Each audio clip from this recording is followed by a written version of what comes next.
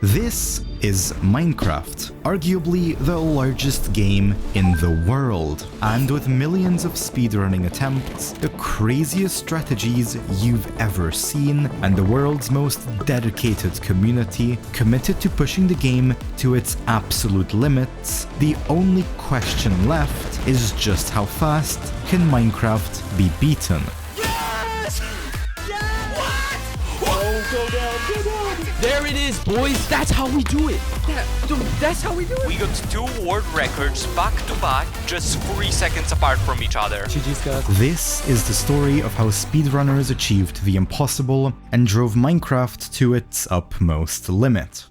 Though for now, let's go back nearly 13 years to the first official world record, where after 8 attempts on the 29th of March 2012, a runner called Sito Sorcerer got this run. As he loads in, the first thing he does is scan his environment for valuable resources, and since he spawned right on top of a tree, he drops down and breaks a couple wood blocks, quickly crafting himself some basic tools including an axe, shovel and pickaxe. With that sorted, he heads out in search of 2 crucial items he would need to complete the run: iron and lava. Luckily, after a bit of searching, he finds some iron ore in just 2 minutes, and after smelting it down to iron ingots, he finally crafts a bucket, an unusual item which will actually become really important later down the road. So far, things have been going pretty well, but right now, Sito desperately needed to find some lava. Though, unfortunately, back in the day, lava could only be found deep underground, making it incredibly rare, forcing Sito to lose a bunch of time trying to find a lava pool. But all he could find were caves without any lava and dangerous hostile mobs that shredded his health. At this point, his hunger levels were dropping quickly, and if he didn't find lava right away, he would lose the run. I need to find a lava source fast, and my hunger is almost out. Though all he could find was dead end after dead end. Yeah, I'm already running out of time here. I'm almost dead from hunger. I need to hurry up and eat something. And it seemed like he was about to lose his run forever. However, just as he was about to starve, he sees a faint light at the end of his tunnel. As a final-ditch effort, he rushes towards it as fast as he can. And to his astonishment, he is met with a giant lava pool. With an incredible stroke of good luck, Sito had saved his run, but he had also lost a ton of time, which meant he had to desperately catch up in the next stage of the run. Using the bucket he crafted earlier, Sito uses a trick where he pours water over the lava blocks, which allows him to form obsidian, and with 10 blocks of obsidian, he skillfully constructs the frame of a nether portal that he can ignite, allowing him to step into the nether dimension at 23 minutes and 55 seconds into the run.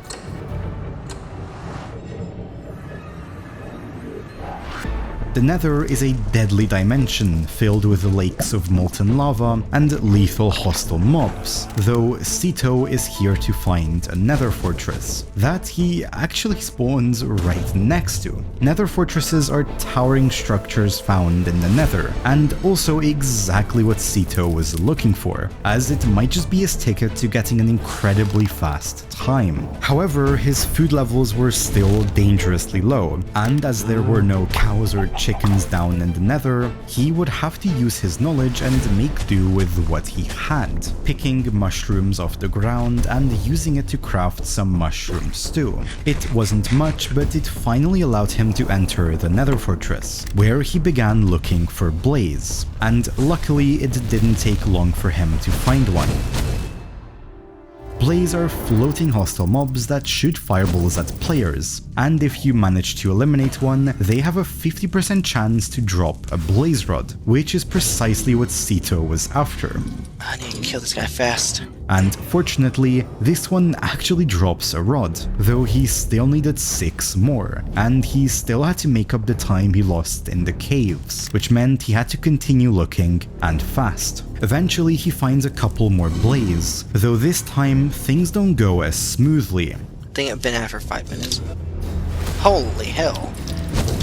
Sito found himself trapped in a hallway guarded by a bunch of blaze, and he had to make the choice between retreating and losing even more time, or risking his life fighting the blaze. But Sito was not the type of person to jump for the chicken, and so he took the risk.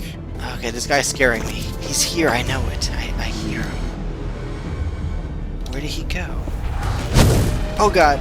Though the blaze caught him off guard, and he almost died. Things weren't going too well, but finally he finds a small gap that he can hit the blazes through, and although it was a close call, he manages to defeat them.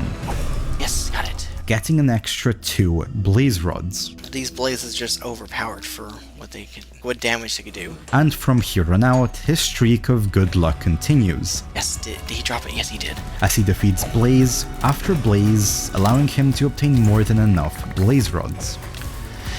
Oh my god, I just need to get back home, and fast, because I honestly don't even know where I'm at. And so, Sito leaves the Nether at 37 minutes into the run, an insanely fast pace for the time.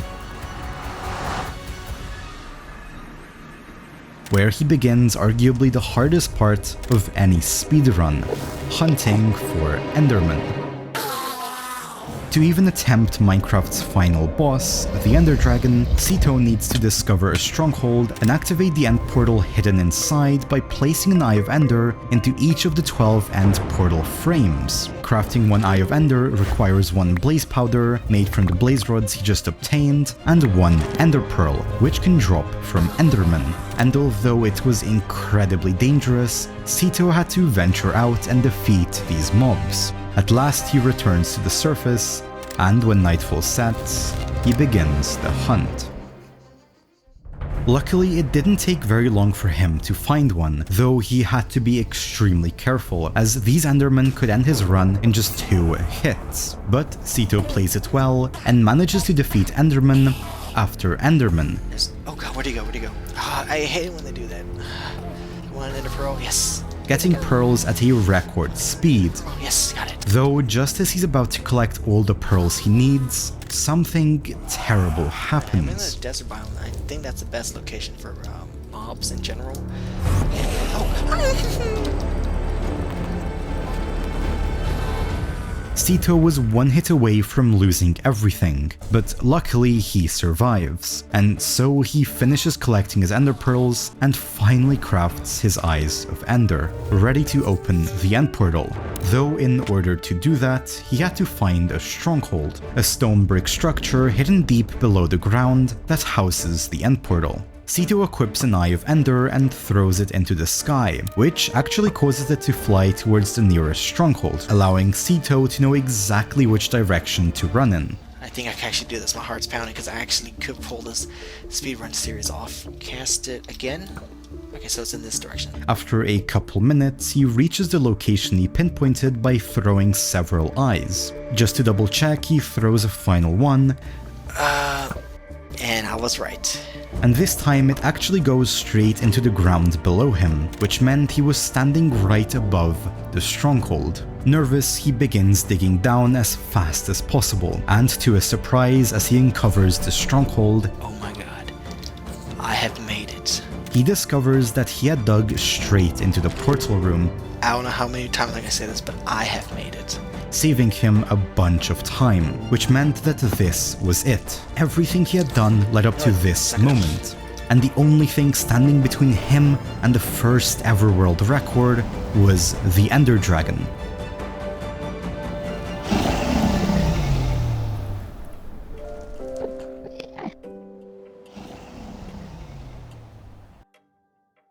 With no time to waste, he fills in the eyes, opens the portal, and plummets into the end dimension, ready to begin the last phase of Minecraft. In order to damage the dragon, Sito has to destroy all the end crystals, which are found on the obsidian pillars scattered around the end island. If he doesn't, the crystals will regenerate the dragon's health if it gets close, erasing any damage he had dealt. Sito chooses to shoot projectiles like snowballs or arrows at the crystals, which is the safest and fastest way to destroy them, and he destroys crystal after crystal. Come on, hit. Perfect. Come on, stun him. eventually managing to break every single one, which meant he was finally ready to face the dragon. So he braces himself and charges in. However, he had a big problem. Sito had forgotten to destroy one of the crystals, and it was now healing the dragon. Oh god, yeah, damn it, he went to the pillar. After realizing his mistake, Sito rushes in and tries to destroy the crystal, but despite his best efforts, he just couldn't land the shot. And as nervousness and the fear of failing the run began slowly setting in, he missed shot after shot. Come on, hit. Though he had a risky idea in mind, and although he really didn't want to do it, Okay, I'm gonna have to do something drastic. I had no choice. he knew it was his only solution, and by this point, things were getting desperate. By pillaring up using his blocks, he was hoping to be able to shoot the crystal, though this was incredibly dangerous, as he was extremely high up, and if the dragon decided to charge into him, it would mean certain death. But even with the added height, his nerves got the best of him, and he simply couldn't land the shot. Very good at ranging, and yet here I am failing at one freaking pillar. And with the dragon flying closer and closer to the pillar, he had no choice but to retreat back and leap off the platform. Sito's arrow stock was also running dangerously low, Okay, I'm almost out of arrows. I need to stop this. meaning if he missed a few more shots, he would have no arrows left at all. Things seemed dire, and even though he had come so far, he was about to lose the run. As a last-ditch effort, he tries to simply keep the dragon away from the last crystal, I'm just gonna have to just keep him away from the area. but it didn't seem to work whatsoever, That one pillar is going to be the death of me. and Sito was starting to lose faith. But when all hope was lost, he pulled one of the craziest shots ever.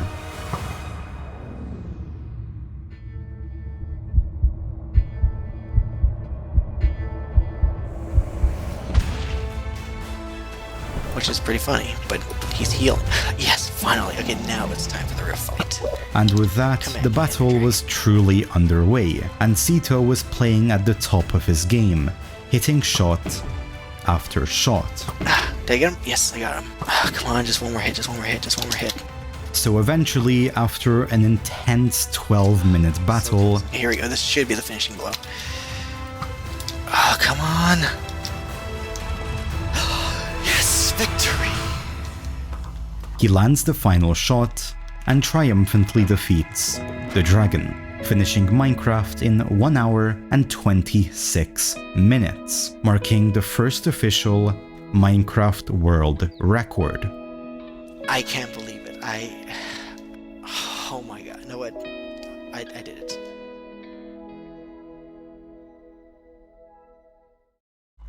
This was hands down one of the most impressive feats in Minecraft, considering some people struggled to beat the game in a couple of days, even today. I mean, this was a record truly ahead of its time, but it was also far from perfect. Sito spent a ludicrous amount of time on basically every aspect of the game, from finding lava to collecting ender pearls to fighting the dragon, though still, beating his record wasn't easy, and it ended up taking months for even the most skilled runners to beat it. Many people tried to claim the world record title, but just as many failed. Sito was seemingly unstoppable, until a player called Taro Kitchen arrived. Taro was different from the rest. His skills and determination was truly unmatched, as he immediately began getting amazing times, and eventually, after countless attempts, he managed to get a 1 hour and 23 minute run, shaving off a whole 3 minutes from an already unbeatable record.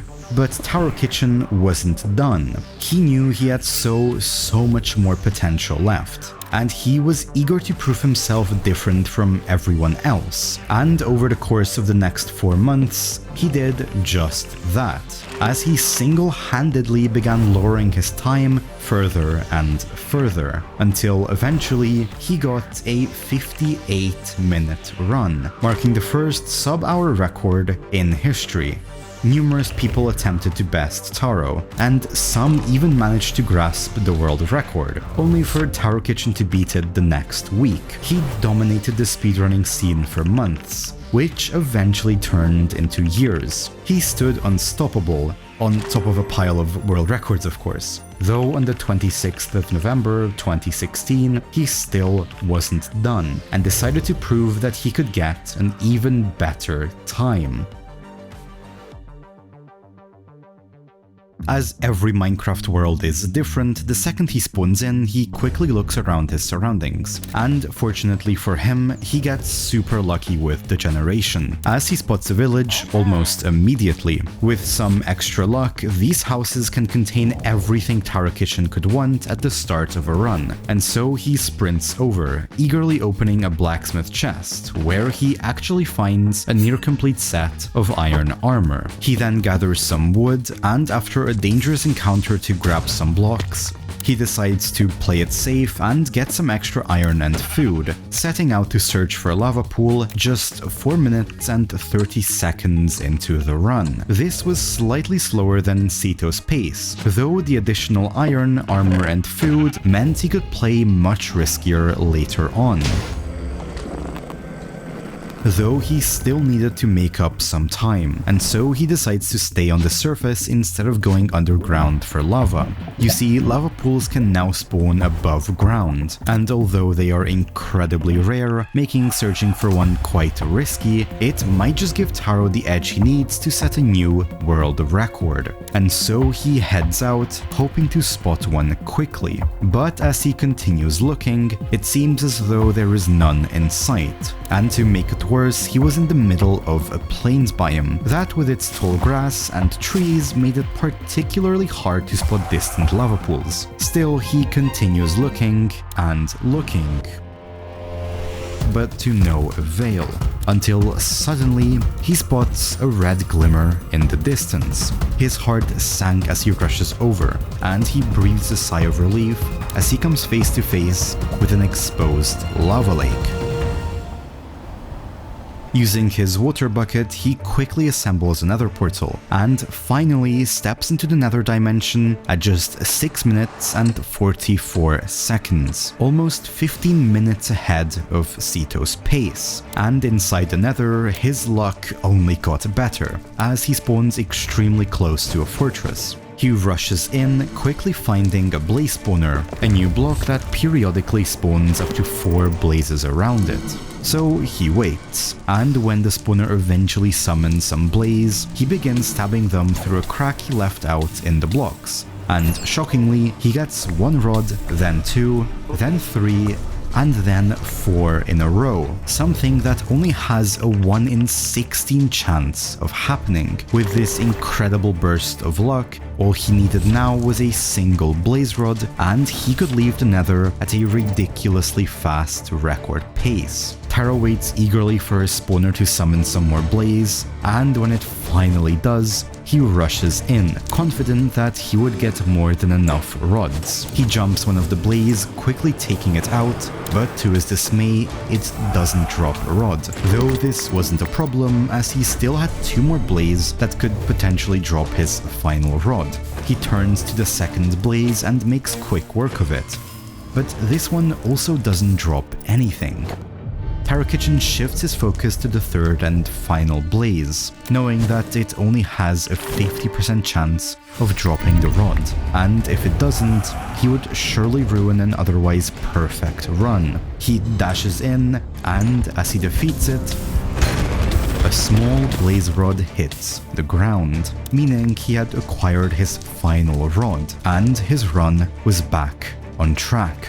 With that, Taro pelts out of the fortress and back to his portal, leaving the Nether at only 11 minutes and 30 seconds, a never-seen-before pace that was over 30 minutes faster than Sito's original world record. Though back in the overworld, this run was still far from over, as he still needed to collect his 12 ender pearls. He rushes out to a nearby desert, and when nightfall sets, he begins the hunt. Though when he eventually spots an enderman, he actually utilizes a new, clever trick. Instead of hopelessly swinging at Enderman and risking being 2 or 3 tapped, Taro digs into the ground and places blocks above him. This way he can attack the Endermen that spawn nearby, but they have no way of attacking him back. This approach was slightly slower, but definitely more safe, and that's a trade Taro was willing to take on such a good run. And so he obtains Ender Pearl after Ender Pearl, until eventually he finds the last Enderman he needs. Like Blaze, Endermen only have a 50% chance of dropping an Ender Pearl, so Taro prays that this one does indeed drop the pearl. And luckily, it does.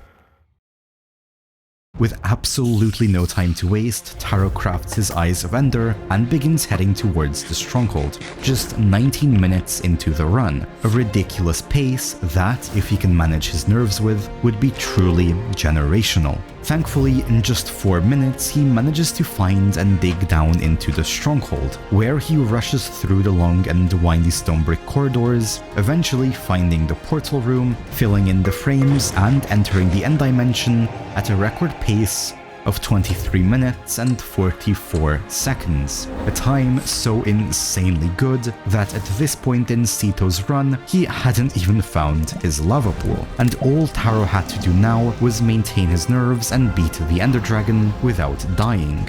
But little did he know that this would be a lot harder than he would have wanted.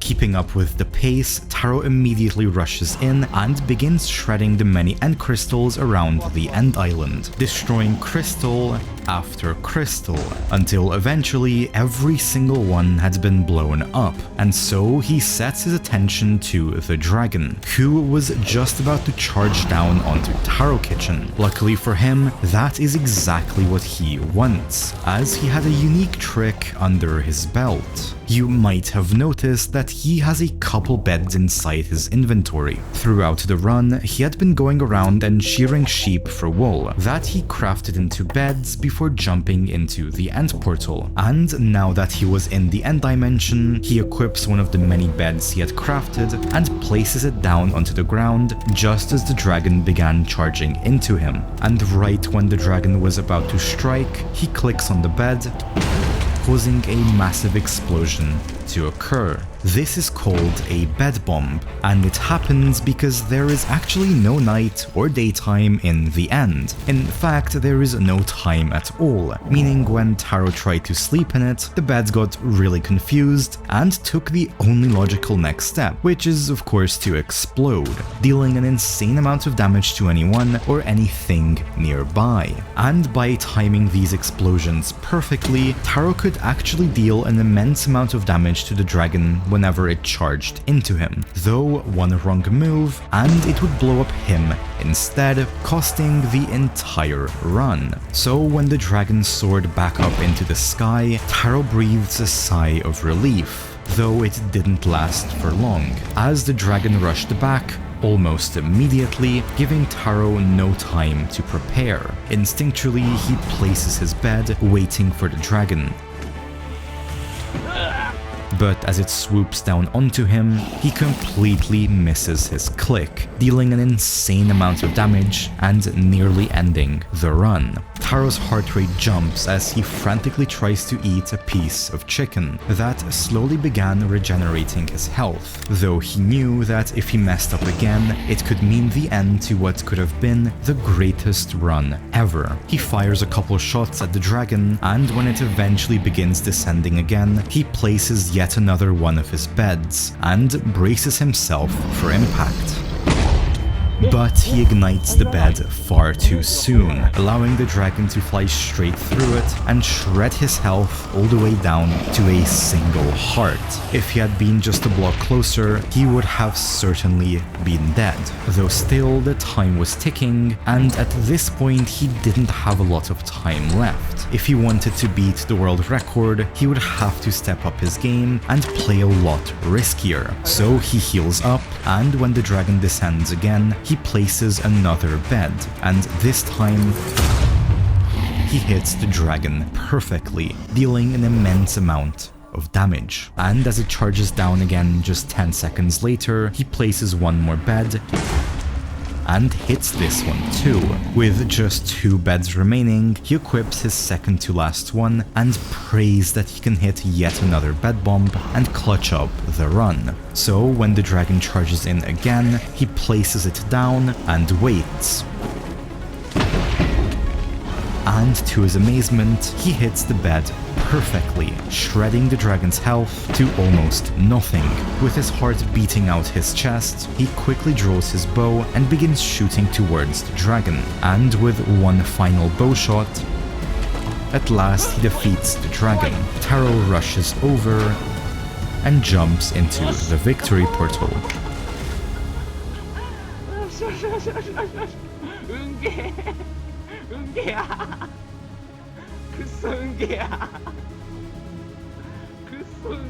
Finishing Minecraft with an official time of 26 minutes and 48 seconds, an entire hour faster than Sito's thought to be unbeatable record set over 4 years ago. Taro Kitchen seemed truly unbeatable, and with him setting another insane record, a lot of runners simply gave up trying to go for it altogether, and the only question on everyone's mind was when he would break his own record once more. Though for the next few weeks, Taro Kitchen lay in silence. Not a single run under his name reached the leaderboards, and it wasn't until months and eventually years passed that suddenly the community realized he wasn't coming back. Taro Kitchen seemingly disappeared from the speedrunning community, never to be seen again. No one knew where he went. He simply vanished, engraved forever as a speedrunning legend. However, his records were definitely here to stay, and so the race to beat Taro Kitchen's legendary 2648 began. And a rare run or two actually got pretty close, but somehow they all fell short, leaving Taro's record standing for months that eventually faded into years. To put it simply, no one was good enough to beat his legacy. However, all of that changed in late 2018 when 2 prominent runners emerged. Out of the thousands of attempts, but 2 players stayed consistent. 2 players had the skill and dedication to even stand a chance at closing the gap between them and Taro Kitchen, the runners in question being a player called Lied and a player called Marrow. Each player began pouring countless hours into the game, getting better and better runs, but still beating Taro Kitchen felt impossible. His run was just too ahead of its time, until eventually, in late January of 2019, Marrow got a crazy run that might just be enough. He spawns into an acacia biome and rushes over to a nearby cave, where he spots some iron, allowing him to craft flint and steel, iron tools, and of course a bucket. With that, he sets off looking for a lava lake 4 minutes into the run, identical to Taro's pace, and 3 minutes later he finally finds one, entering the Nether at 7:05, roughly 20 seconds behind Taro. But with some good Nether Fortress luck, he could easily be on pace for a new world record. Oh, this Nether has to be so good. I need to spawn like pretty much right next to one. I don't know about this. Yeah, I need like a really good Nether, and this is just not looking like it. Unfortunately, luck is not on his side, and he spends nearly a full minute scouring the Nether. Okay, well there's one there, but oh god. Eventually, he does spot a fortress in the distance, and although getting there would be difficult, it meant that this run might just be revivable. He builds up to the fortress, uncovers a blaze spawner shortly after, and begins smelting food as he waits for the blaze to spawn.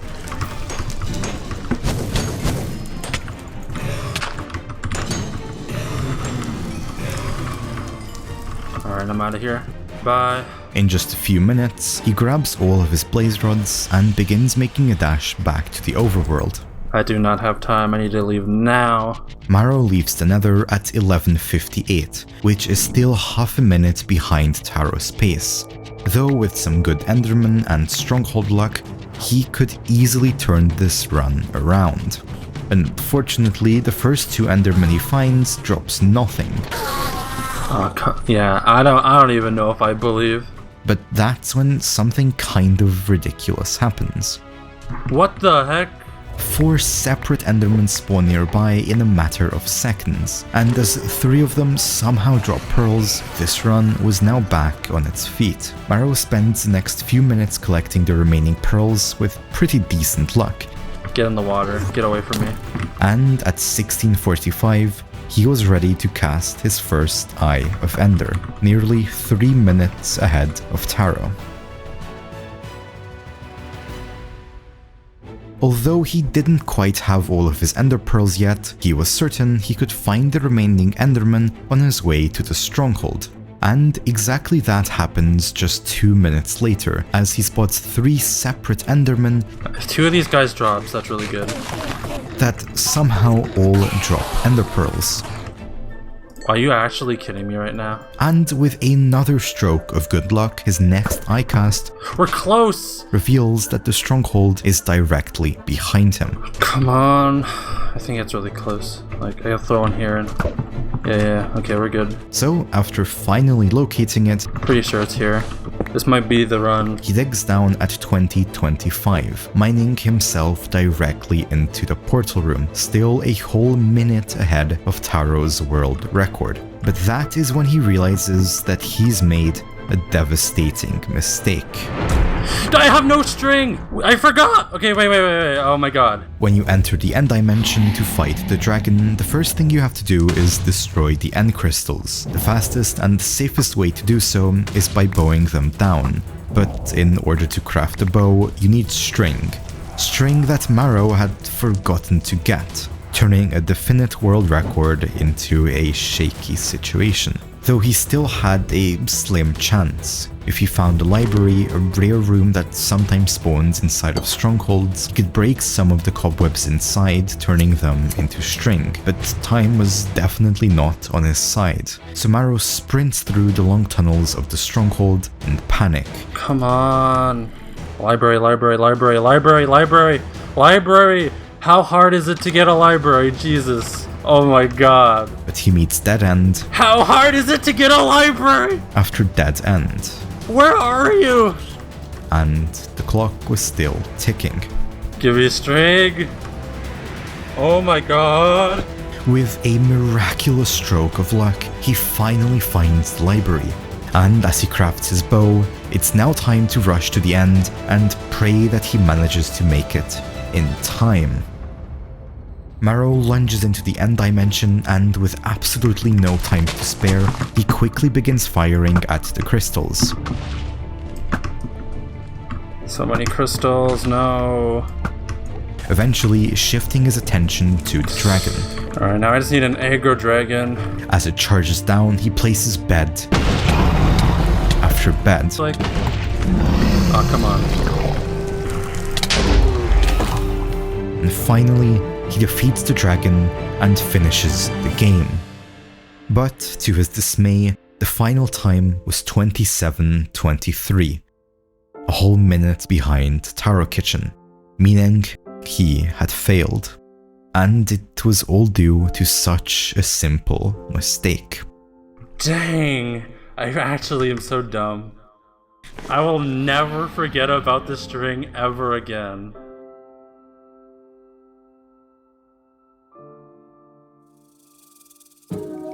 Although this certainly wouldn't be the last time Marrow attempts a world record, for now he had failed, which meant it was Light's turn to try and beat Taro Kitchen.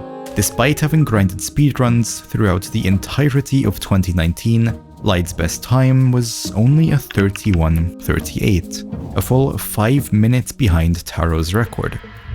But on August 6, 2019, all of that might just change, as Light was loading into a world which would alter the course of speedrunning history forever.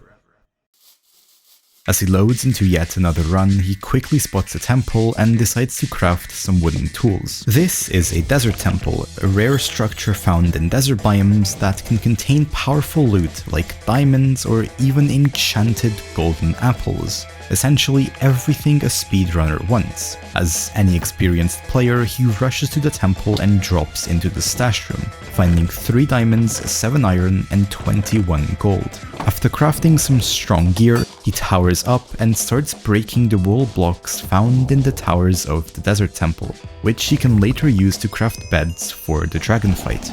Light had a strong start to this run, though if he wanted to finally beat Taro Kitchen, he would still have to get extremely lucky.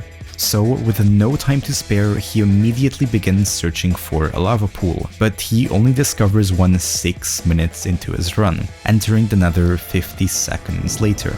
At this point, he was nearly 2 minutes behind Taro Kitchen's pace. Thankfully, he spots a Nether fortress shortly after, but without getting good luck with blaze rods, which only have a 50% chance of dropping when defeating a blaze, this run would still be going nowhere. And unfortunately, Light wasn't getting the best blaze luck, though he had an incredibly risky idea in mind, an idea that might just turn this run around. In order to activate the end portal and reach the end dimension, all 12 end portal frames must be filled with an Eye of Ender. On top of that, whenever you throw an eye to locate the stronghold in the first place, it has a 20% chance of shattering and disappearing forever. This means you need at least 6, if not 7 blaze rods to craft the necessary Eyes of Ender. Despite this, Light decides to pack up and begin heading out of the Nether after obtaining just 5 blaze rods, as he was banking on a ridiculous Minecraft mechanic. In the stronghold, each portal frame has a 10% chance of generating with an eye already inside, meaning he was hoping that at least 2 of the 12 frames would be filled when he got there, which only has a 23% chance of occurring. Basically, he took a massive risk for a small time shave, though that might be exactly what's needed to beat Taro's 4-year-long standing record. Nonetheless, he leaves the Nether at exactly 10 minutes and awaits nightfall, so he can start hunting Endermen for their pearls. Fortunately for him, within just 5 minutes he gathers enough Ender pearls and successfully crafts his 10 Eyes of Ender. Praying that it does not break, he throws an eye. And to his relief, it doesn't. So he begins traveling in the direction it went. 2 minutes later, he opts to throw another eye, again fully aware that if it shatters, his run is likely over. As he casts the eye, it lingers in the air. But thankfully, it doesn't break, and this time it directs him in the exact opposite direction, revealing that the stronghold was right behind him. And at 1825, he throws the final Eye of Ender.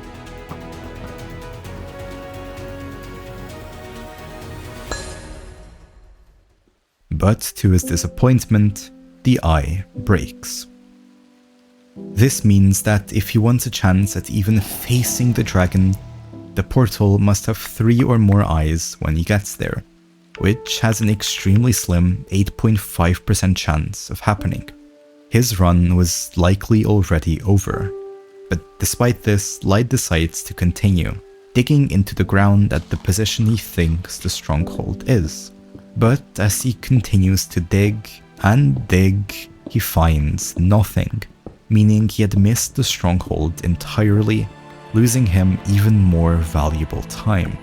Anyhow, he decides to still not reset the run and build back up, trying again 20 blocks to his left. Yet this time, he digs directly into the portal room, and his heart dropped as, astonishingly, the portal had exactly 3 Eyes of Ender, which means for the first time in this run's history, he was now on a confirmed world record pace. He enters the portal at 22 minutes and 3 seconds, leaving him 4 minutes to defeat the Ender Dragon. Definitely possible, but certainly not easy.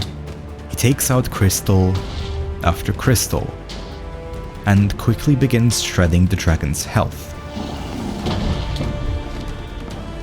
And as it charges towards him for the last time, Lied prepares his final bed, awaiting the dragon.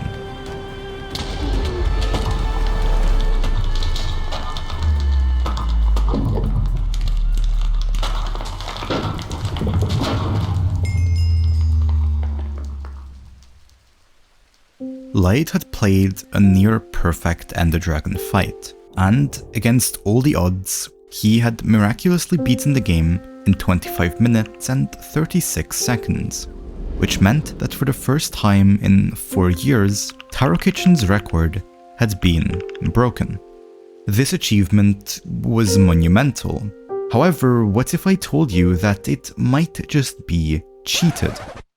In 2023, 4 years after his record, Lied straight up just admitted to cheating this run. Yeah, I'm not joking. And he did it by using a set seed, which means that the world wasn't random, and he knew precisely where the desert temple and stronghold was. Most importantly though, he knew that the end portal had 3 eyes before the run even started, which is why he took the seemingly risky move of leaving with only 5 blaze rods. He even went as far as to purposefully dig down in the wrong location as to not raise suspicion, and it worked really well, until of course he himself outed the run as illegitimate. And his reason for why, in his own words, he just wanted attention. But at the time in 2019, this certainly wasn't public knowledge, meaning the race to literally beat a cheater was on, which is where a familiar face returns to the spotlight, as after months of grinding, on the 13th of February 2020, Marrow pulls off this run.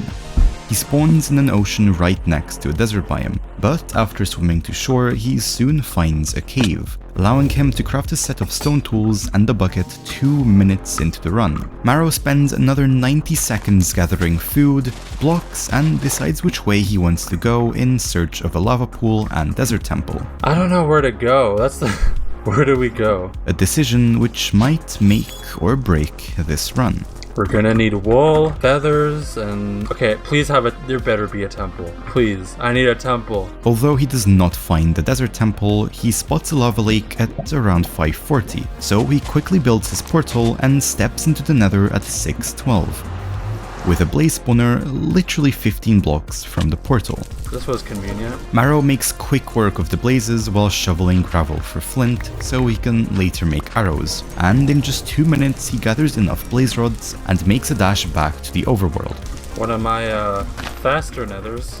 Though without a desert temple, which has a chance to contain powerful loot, and more importantly wool, Okay, please, I need wool! this run would still be pointless. If we get wool, this is easy record. Actually, no, we need feathers. Never mind. As he scours his surroundings, he unfortunately does not spot a temple, but he stumbles across the next best thing, a flock of sheep and chickens that he can shear for wool and stab for feathers. So he rushes over and starts gathering wool. Wait, this is a god run. Wait, this run's actually a god run. With that, Marrow quickly crafts his beds and begins preparing for Endermen to spawn. You know what? I'm actually feeling nervous. Though he does it in a pretty unusual way. And that's because he has a new strategy under his belt, something called tower strats. The strategy involves building a tall tower in the sky, placing a bed at the top and right-clicking it to set your spawn. Then by falling down, picking off any enderman, burning in lava, and respawning on the bed, hostile mobs despawn below you because you are so far away, until you drop down, causing the mobs to spawn back again. This means you can eliminate any enderman you spot, then reset the mobs by dying and dropping down again, which was much faster than wandering around aimlessly, hoping to find enderman in the wild. Marrow quickly sets up the tower and awaits nightfall in patience. Frick, I'm so dead. Oh no. Despite a few mess-ups, What is this? No! Frick! he gathers all of his pearls and packs up at roughly 1725, casting his first eye half a minute later. It's going over there. That's not good. Marrow begins traveling in the direction of the cast. I hate to be pessimistic. I think the fortress is far. Or the stronghold's far. I really do think it's far. But as he throws his next eye just a few moments later, No, we passed it. it turns out that the stronghold was right behind him. Where is it? Dude. And as he throws his final eye, It was so close! Is it like literally at like the tower? it reveals to him that the stronghold was right by his tower, I think it's like at the tower, what the heck? meaning he had traveled about 300 blocks for no reason. Nonetheless, he digs down directly into the portal room and fills in the portal. He spends a few seconds crafting a bow and some arrows, then enters the end at 21:25, which meant there was one mob standing between him and the world record. He swiftly bows down all the crystals and begins bed bombing the dragon. But as he continues to fire bed after bed, the window for getting the world record was also becoming tighter and tighter. With just 2 beds remaining, the dragon charged towards him. Marrow knew that if he timed this bed well, the game would be over. So he places his bed, awaiting the boss. God, I choked. Unfortunately, Marrow misses, setting off the bed far too soon, dealing practically 0 damage to the dragon and nearly eliminating himself. Now, with only 1 bed remaining and the clock ticking as fast as ever, he fires a few shots at the dragon, and as it prepares its descent, he places the final bed. This will be the deciding moment to see if he can finally beat Lied and claim the world record title. Oh my god! I'm a legend! I'm a legend! I'm a legend! I'm a legend! What? I'm a legend! What? What? What?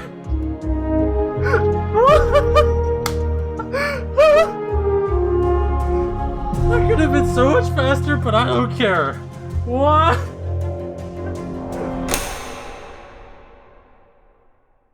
However, while some people were busy breaking world records, a humongous decision that would impact the future of speedrunning forever was made. Over the years, Mojang had been somewhat consistently updating Minecraft, and since newer versions were so vastly different compared to old ones, the decision was made to split Minecraft speedrunning into 2 categories, one for older versions or pre-1.9 and one for newer versions or 1.9 plus. Until now, all runs were submitted to the 1.9 or older version leaderboard. This was because mechanics like tower strats simply didn't work in later versions, making runs considerably slower. But at this point, making progress on these versions was extremely difficult. It would take months, if not years, to get a marginally better time. And so if people wanted to get better runs, something had to change. And this leads us to a brand new discovery in 1.14, the Village and Pillage update, which might just be that thing. For the longest time, Ender Pearls were always obtained by hunting for Endermen, but in 1.14, after a complete trading overhaul, the Cleric Villager would now reliably trade Ender Pearls in exchange for emeralds. However, these Ender Pearls were not cheap, costing speedrunners up to 100 emeralds, so runners had to find a way to get lots of emeralds extremely quickly, which is where the Fletcher Villager comes into the frame. Quite literally in this case. Anyway, Fletchers were unique as they would give 2 emeralds for the low price of 32 sticks. And since chopping down dozens of trees to craft into sticks might just be faster than using tower strats, the dream of beating pre-1.9 runs and potentially reaching the first sub 20 minutes ever was on.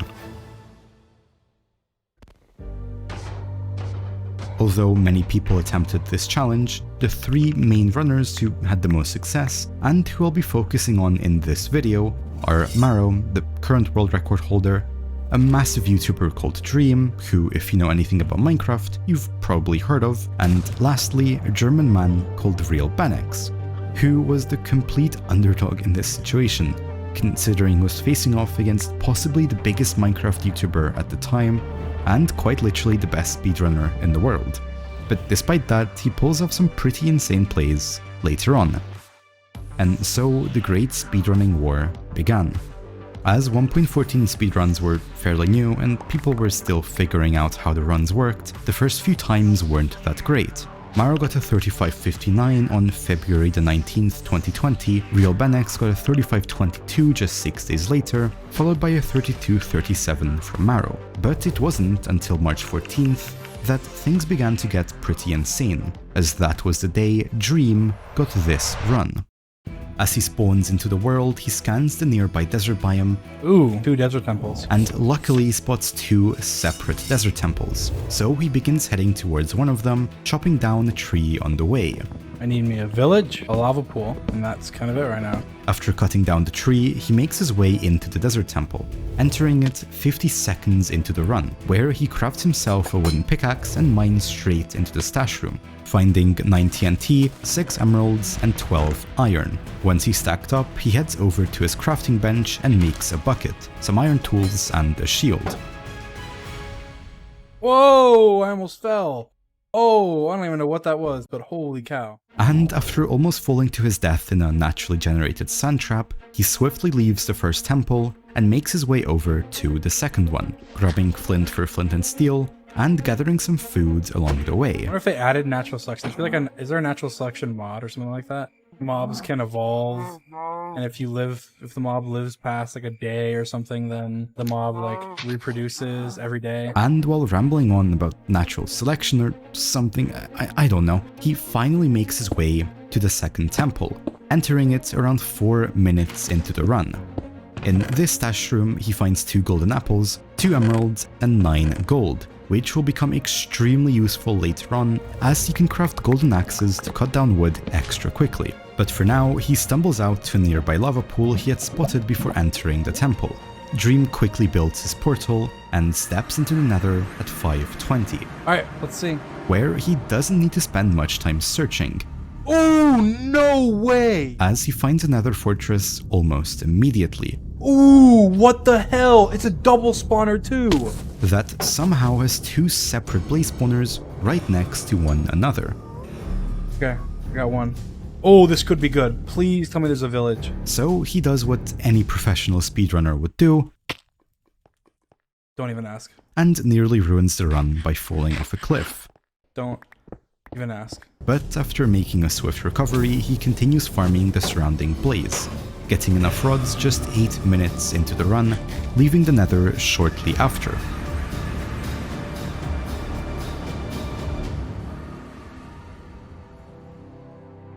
Now all he needs is a large forest full of trees and a village where he can trade with villagers.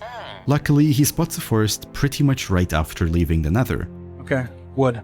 and his luck couldn't get any better, as while he was traveling towards it, How long has it been? 8 minutes? 8 minutes and a half? Ooh! he discovers that there is a village right in his path. Oh my god. George just left. This could be it. He dashes towards it, stabs the iron golem for some extra iron, and crafts a bunch of axes, ready to begin chopping wood. After that stunt I pulled in the Nether, I don't really deserve it, but this could happen.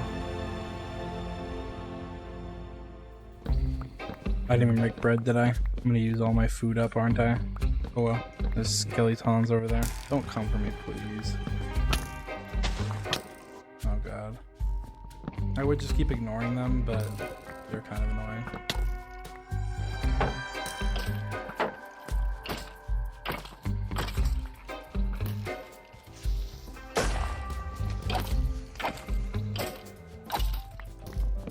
Is there another skeleton? Oh no, okay. I broke blocks and there was arrows on the blocks. Okay, here we go. Daytime, rise and grind. Rise and grind. Let's go. Let's go. This tree, and then I go. This tree, and then I go. I'm just not confident enough. Eventually, after 8 minutes of cutting trees, he has enough wood, and he makes his way back to the village to trade. By crafting a fletching table and placing it down, nearby villagers have a chance to become Fletchers, whom he quickly trades with to obtain his emeralds. I need to trade quickly. So far, things have been going pretty smoothly. Well, for the most part. Though there was a major problem coming up that could just completely ruin his run. In order to unlock the Ender Pearl trade, you need to upgrade a cleric villager to expert level, which means spending a bunch of emeralds trading with them until they level up. Though when they finally reach expert level, there is only a 66% chance that you get the pearl trade at all, the other 33% being a glass bottle, and if that happens, you can say goodbye to your run. So naturally, the pressure of getting the pearl trade was extremely high. Nevertheless, Dream begins upgrading his cleric, hoping he gets the pearl trade. Yeah, give me all your emeralds. Give me them all. That potion sound right there was the signal that his cleric villager just leveled up for the last time, meaning his fate had been sealed. Yes! Luckily for Dream, however, he gets the trade, so he quickly buys the necessary pearls, crafts his Eyes of Ender, and throws the first one. Go. Okay. Straight this way. Straight this way. Typically, if it goes away from spawn, which it is right now, because spawn is that way, that means I'm closer to it than I would be if I was at spawn. And generally, in 1.14, they're like 1,500 blocks away or something like that. That would leave like 1,300 or something like that that I have to run from here, which would take about 5 minutes. After a few minutes of travel, Dream decides to throw his second eye. I'm gonna throw one in just a second. I'm gonna get off target though. Target should be like here. If I get off of it and it goes a different direction, or more towards a different direction, then I can usually triangulate it. Okay, it's like right here. Or it's really close. Oh, it broke. God damn it. And although it does break, it reveals that the stronghold is exactly where he thought it would be. Soon after, he throws a final eye just in case. Here. Ooh, okay. And begins heading down into the ground. Oh, I'll go down here. Ooh! No way! To his surprise, he lands directly into the portal room, where he spends a few seconds sorting his inventory, fills in the eyes, It was a 0. Oh my god, if I didn't have enough of that extra pearl. and finally enters the end. Like any good runner, Dream immediately begins shooting at the crystals. Just do not look at the Endermen. Endermen are so deadly when you have no armor. I just need to be really careful about not looking at Endermen. Oh, I looked at one. Though he accidentally looks an Enderman in the eye.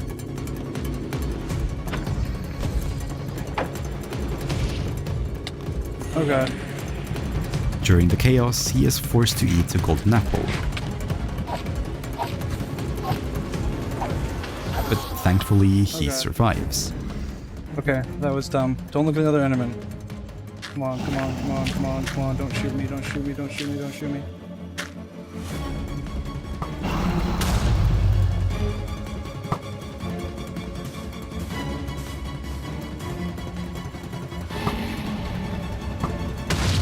Yes!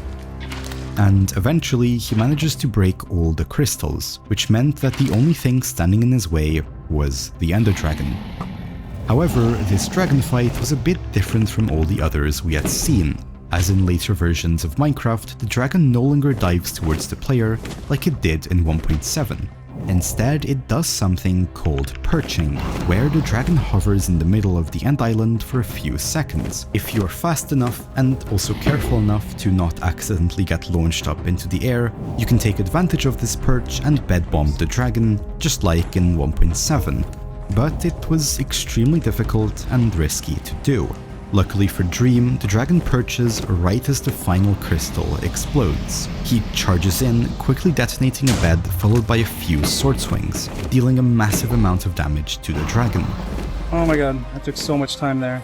Though if he wants to get a good time, he would have to deal even more damage the next time it perches. As the dragon flies up again, Dream continues barraging it with arrows, slowly chipping at its health, praying that it will perch soon. Eventually it does, though this time things don't go as smoothly as Dream had hoped.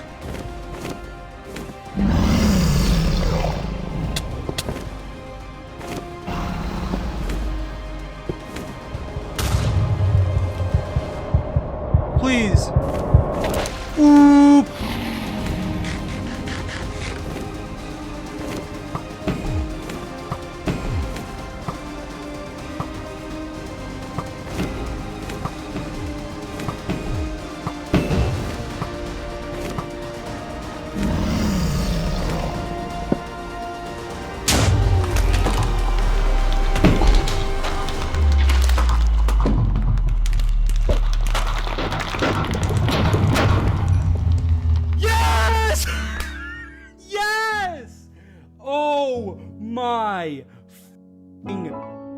my heart. I have been. Oh my god. At last, with just one bed and the water bucket clutch, he manages to defeat the dragon and beat Minecraft in 32 minutes and 21 seconds. That took me so many tries. Oh my god. Dream's run was extremely impressive, especially as he was dealing with lag and other stuff that caused him to go absolutely flying in the final fight. But his run was also incredibly unoptimized, and it would only be a matter of time until someone comes along and decimates his time. Which is where RealBenex comes into the scene, as only a week after Dream's record, he pulls off some crazy strategy during a run that would redefine the standards for 1.14 speedruns.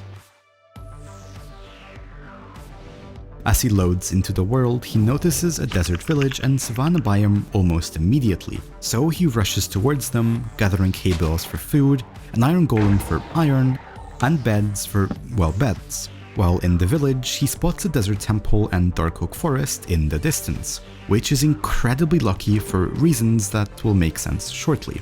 He heads over to the temple and loots it for 7 gold, some string and 9 TNT. That, for the first time in this video, is not just used as building blocks to get out of the temple. Benex leaves the desert at around 3 minutes and heads straight for the dark oak forest, where he does something really peculiar, igniting the TNT he had gathered in the temple to explode the forest. In the last run, Dream was manually chopping down trees for wood, though it turns out that exploding the thick trees found in dark oak forests and picking up the wood is much faster, which is exactly what Benex does.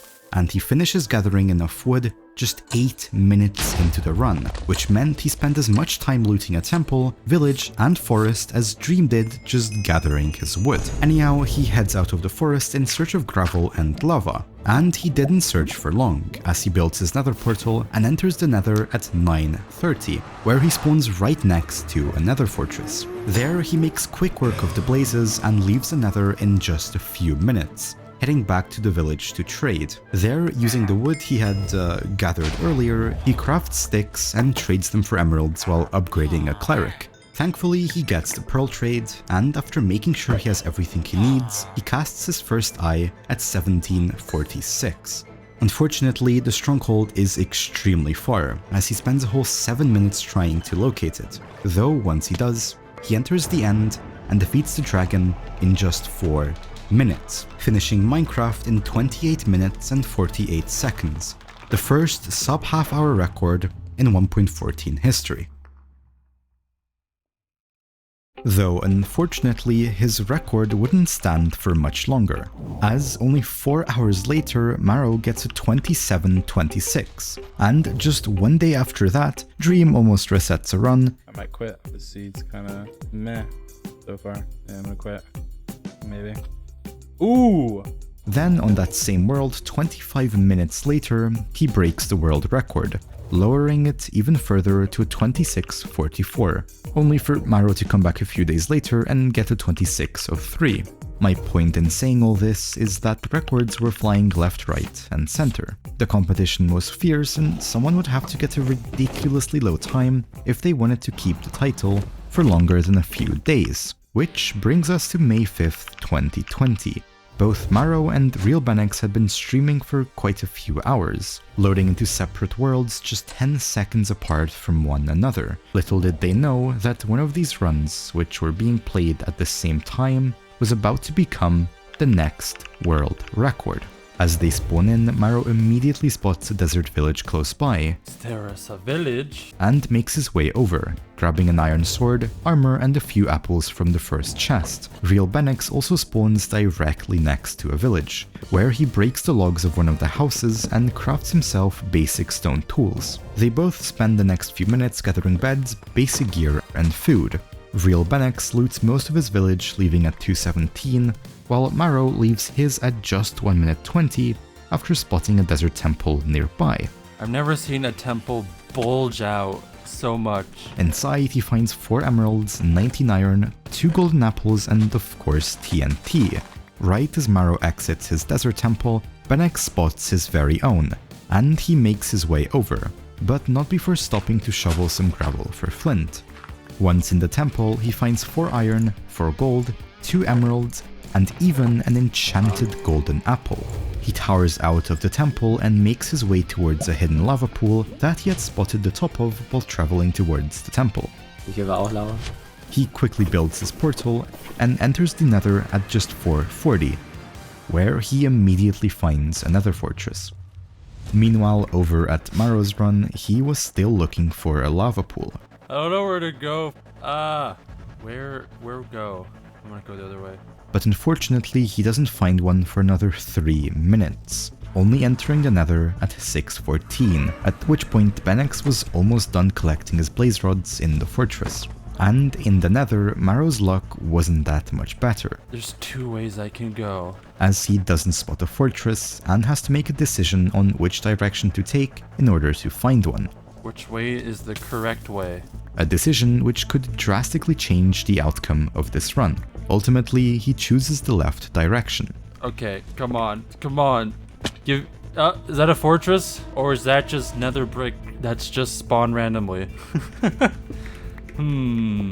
As it turns out, his choice proved to be correct, as he finds another fortress almost immediately. Though at this point, RealBenex was already leaving the Nether with his 7 blaze rods, returning to the overworld at 7:38. As he looks around, he spots a small group of horses. Knowing that he can tame one and ride it for extra fast travel, he rushes over and starts trying to ride it. Eventually, he tames the horse and begins searching for his signature dark oak forest. To his surprise, he finds one extremely quickly, Let's go, boys. Let's go. and starts exploring trees for logs at just 9:15. In the meantime, Marrow was still struggling and fighting for his life in the Nether against wither skeletons, Oh god. No, not again. Not again. Not again. Not again. and then later blazes.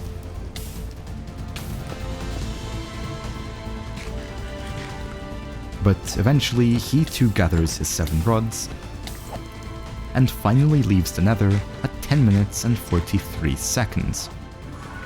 Over the course of this run, he had slowly been losing time to Benex, though this might just be the moment where things begin shifting in his favor, as before entering the Nether, Marrow had noticed an acacia village in the distance, and now that he was back in the overworld, he began rushing towards it.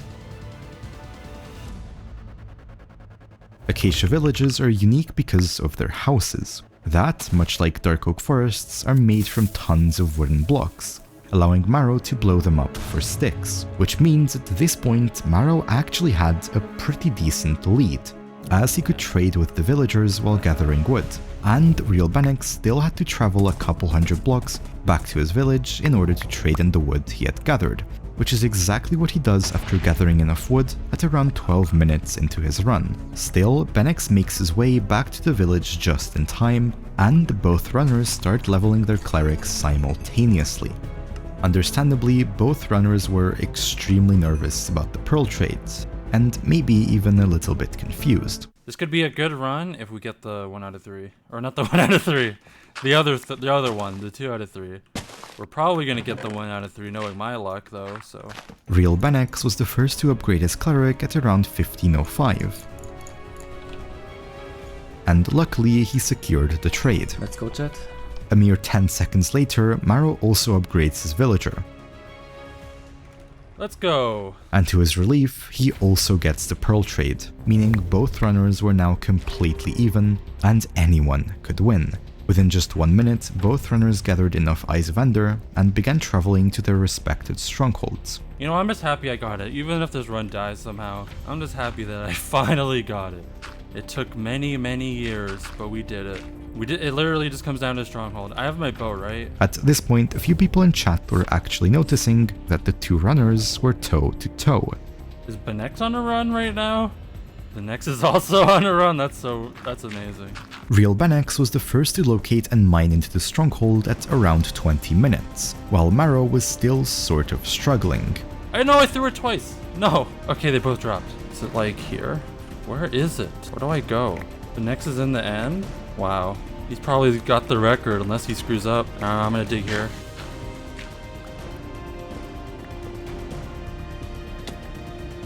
Oh god, where do I go? Not here. I hate stronghold so much.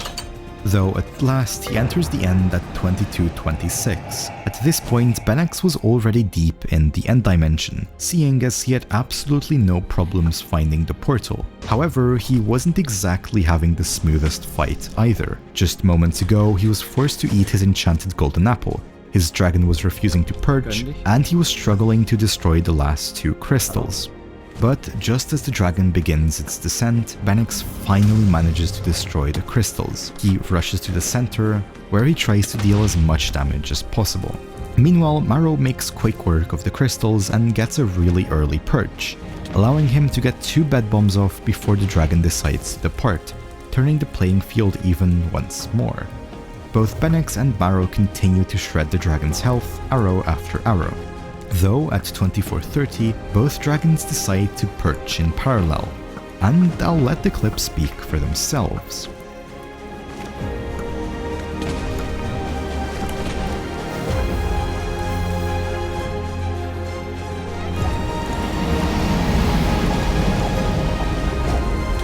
GG's guys. Did I get a record?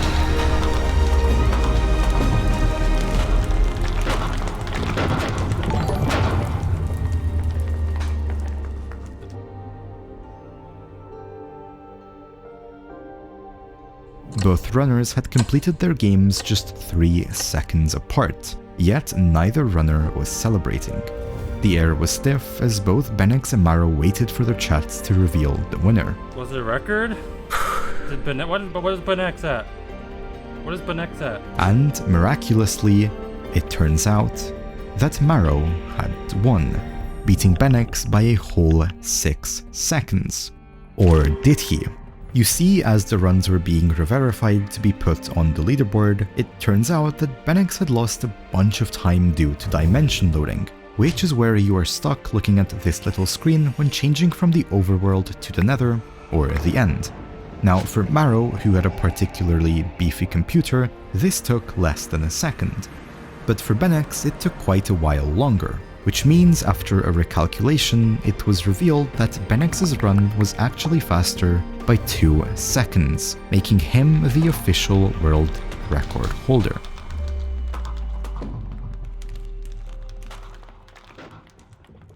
Now, since technically Marrow finished his run 3 seconds earlier than benex, he was actually the record holder for a whole 3 seconds, which, if you think about it, should be a record of itself, but anyhow, benex had won.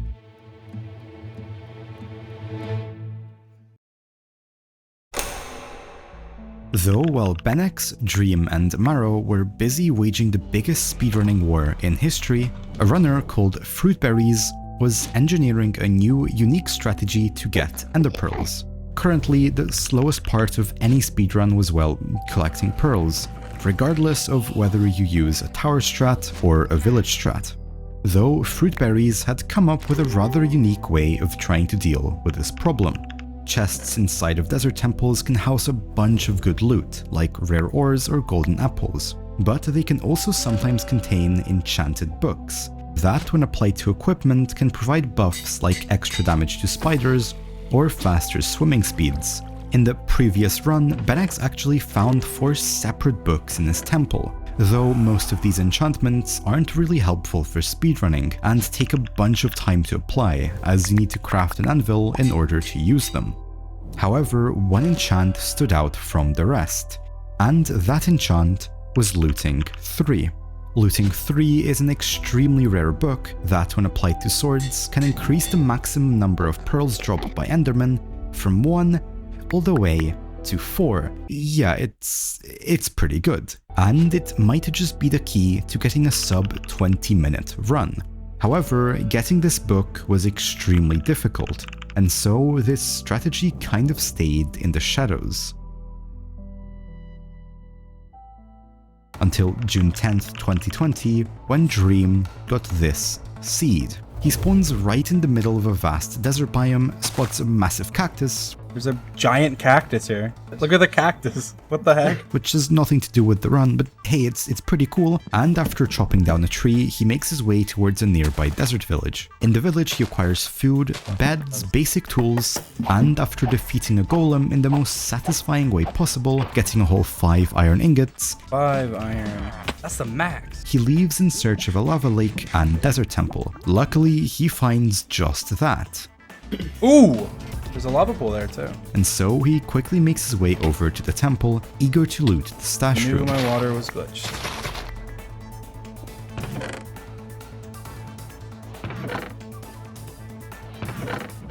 Oh! Yes! Finally. To his astonishment, the third chest contains a looting 3 book, which means that if he played this well, his run could easily be a world record contender. So after looting the temple's looting book, see what I did there? Haha. He stacks up, soon spots a cave with a bunch of iron, A much juicier cave than I expected. Never judge a cave by its entrance. and begins mining some so he can craft an anvil. Unfortunately, he needs a total of 31 iron ingots to craft the anvil, which is the only way to apply enchanted books, like looting, to your sword, though the trade-off is certainly worth it. So he gets to work, using his TNT to explode the ore veins while fighting off mobs. While in the cave, he crafts some diamond tools and gets his first pearl from a randomly spawning enderman. He finishes pillaging the cave for iron, and sets up a smelting station full of furnaces. As he waits for the iron to smelt, he crafts some basic gear, including a bow and a golden pickaxe. There you go, you're already at 8 minutes. You need to speed it up there. At last, Dream finally crafts his anvil, and tries to leave the cave. Being whacked. It was lighting you up. Oh my god. But a nearby skeleton disagrees with his plans.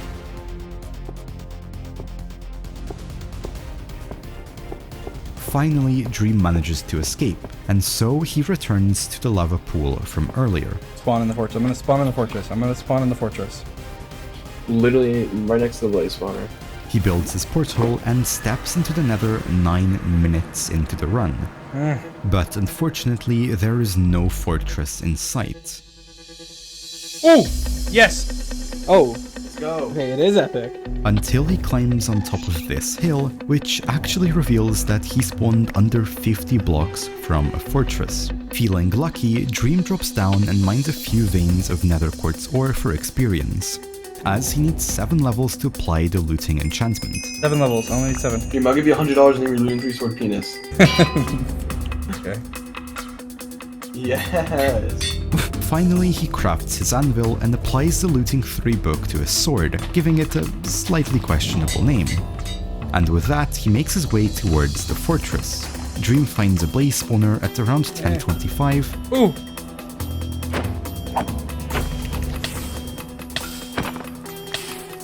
Four. Oh, Honestly, just risk it for the biscuit. No. It'll take another second or 2. Come on. 1, 2, okay, go. There we go. Go, Yes. go. And using his looting sword, he gets enough rods in literally 25 seconds. Yeah, if you're not convinced this enchant is broken, then I don't know. this is it. Run, Dream. He sprints back through the fortress, Dude, run, Dream. We've got like 11 and a half minutes. Go. Go, run. and finally leaves the Nether at only 10:16. Where, using the ender pearls he obtained earlier in that cave, he crafts his first Eye of Ender and throws it. Did the stupid thing break? Yeah, it broke, but it's fine. Oh I know which way I'm my going. God, At It's least. not okay. You can pretend like it's okay, but it's not okay. It is okay. It's fine. It's fine. I've a lot of time. Oh, Enderman to the right. Although it breaks, he now knows which direction the stronghold is, and he can hopefully catch the remaining Enderman on his way there. He's gonna drop 4. If he drops 4, you owe me $5. Alright, definitely owe me $5. You're gonna owe me. You dropped- Yeah. Yes. Yes, let's go! Are you kidding me? Really dropped none? Finding Enderman didn't take long, though his luck wasn't exactly ideal. There he is. All right, He's being Enderman. guarded I will give you $5 if you drop Dream 4 pearls right now. Nor did it seem to be getting any better. Alright, so far I've killed 3 Endermen and I have 1 pearl. And if it couldn't get any worse, a nearby witch decided to greet Dream with a special concoction. I have slowness, what? I have a minute and 45 seconds of slowness! Oh my god. Are you kidding me?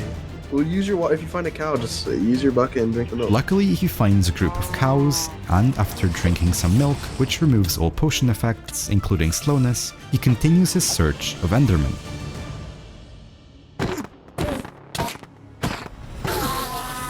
Yes! And this time, it drops a staggering 3 Ender Pearls. His bad luck seemed to be over, as he gets pearl drops Nice! after pearl drops. Yes! Oh, It dropped 3. I mean, it dropped 3. It dropped 3. You just gotta go. You just have to go. You just have to go, dude. Oh, it's risky. I might find It is Enderman on the more way. likely. I might find Enderman on the way. I will go down though, because there might be one in the chest. And it's more likely that there is one in the portal than there isn't. And with that, Dream had obtained 11 out of the 12 pearls he needs. So, feeling confident that he had traveled enough distance, he decides to throw an eye, Okay, it's right here. It's literally right here. Please. revealing to him that he was right next to the You just stronghold. gotta pray it's not a 0 eye. Please, please, not a 0 eye. Please. Or an Enderman like in the stronghold, or like right here or something. Nervous, Dream digs down where he thinks the stronghold is. Be ready to use Look, it. look at that golden pickaxe. It's like, He continues digging and digging, Please don't tell me I misjudged where it is. but unfortunately, it seems as though he had missed the stronghold, That's not why. Oh my god, I'm low. you sure it's here? forcing him to go back up. Though, just as he begins building upwards, he hears the faint sound of dripping water coming from his right. Hoping that it was coming from a nearby cave, he digs towards it, and to his astonishment, he mines straight into a cave. Though it gets even better, as somehow, Yes! Go, go, go! Oh my god, wait. this cave was directly connected to the stronghold he had missed by only a few blocks. Dream had accidentally mined into a cave that led him straight to the stronghold. 22 HP. It's right here! Right there! Oh my god. How many eyes? One! One. Go, go, go! And even though for a second the run was almost over, now he had a strong shot at beating the world record. He plunges into the end dimension at 1811 and immediately begins bowing the crystals. Okay, Katniss. Okay, Did I Katniss. hit it? I might have Yeah, hit it. you I did. think you did. Destroying one after the other. Nice. Nice. Go, one more. You gotta get closer. Is that the last one? Yeah, it's the last one. You gotta get closer. Yes! This means that the only thing standing in his way was the dragon. Oh my god. Oh my god. Shut up, George. Shut your mouth. Dream begins bowing it down, waiting for it to start descending. Fortunately, he didn't have to wait for long. It's coming down, I think. As the dragon starts to perch shortly after, Dream rushes in, shredding the dragon's health to 50%. He had dealt a good amount of damage, but the window to set a new world record was also closing quickly. It's to come down right now. You still have like a minute and a half. Unfortunately, he was completely out of arrows, I don't have any arrows. which meant he was forced to wait for the dragon to descend. And even then, dealing enough damage in a single perch was extremely difficult and unlikely. With the sword enough and then like last hit with the bed, right? Yeah, I don't think I'm gonna be able to get it, dude. On this next one. I think I'm gonna miss it barely. Please come down. I wish I had like a few arrows left. Still, there wasn't much he could do aside from try, so he waits for the dragon to begin descending, Come on, come on, come on, come on, come on, come on, come on, come on! Get down! It's going down. and once it eventually does, Okay. he rushes in, praying that this can be the run to beat benex's record.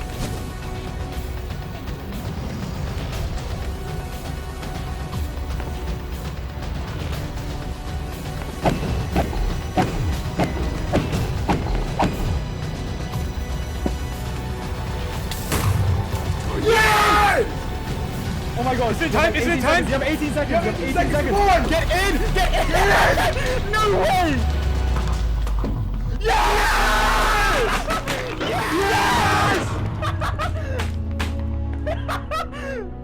Yes! Dream. Yes! I don't even remember anything we said this run. I don't remember it at all. I don't either, but they all blur together. Yeah, they do. They really do. Oh yeah, you owe me $100. That's what I remember. Yes. I have to start paying off stuff now. George, can you spot me $100? I didn't make the deal. Dream had done it. He had achieved the 2203 and marked the first ever world record using the looting 3 strategy. Naturally, this achievement took the community by storm. However, they had little time to catch their breath, as Minecraft was once again about to undergo a major update. Minecraft 1.16, the Nether update, released on June 23rd, 2020, might as well have been called the speedrunning update, because it changed everything. I can't get into all of it right now, but basically the Nether went from a boring wasteland to having 4 exotic and, to be honest, really cool biomes.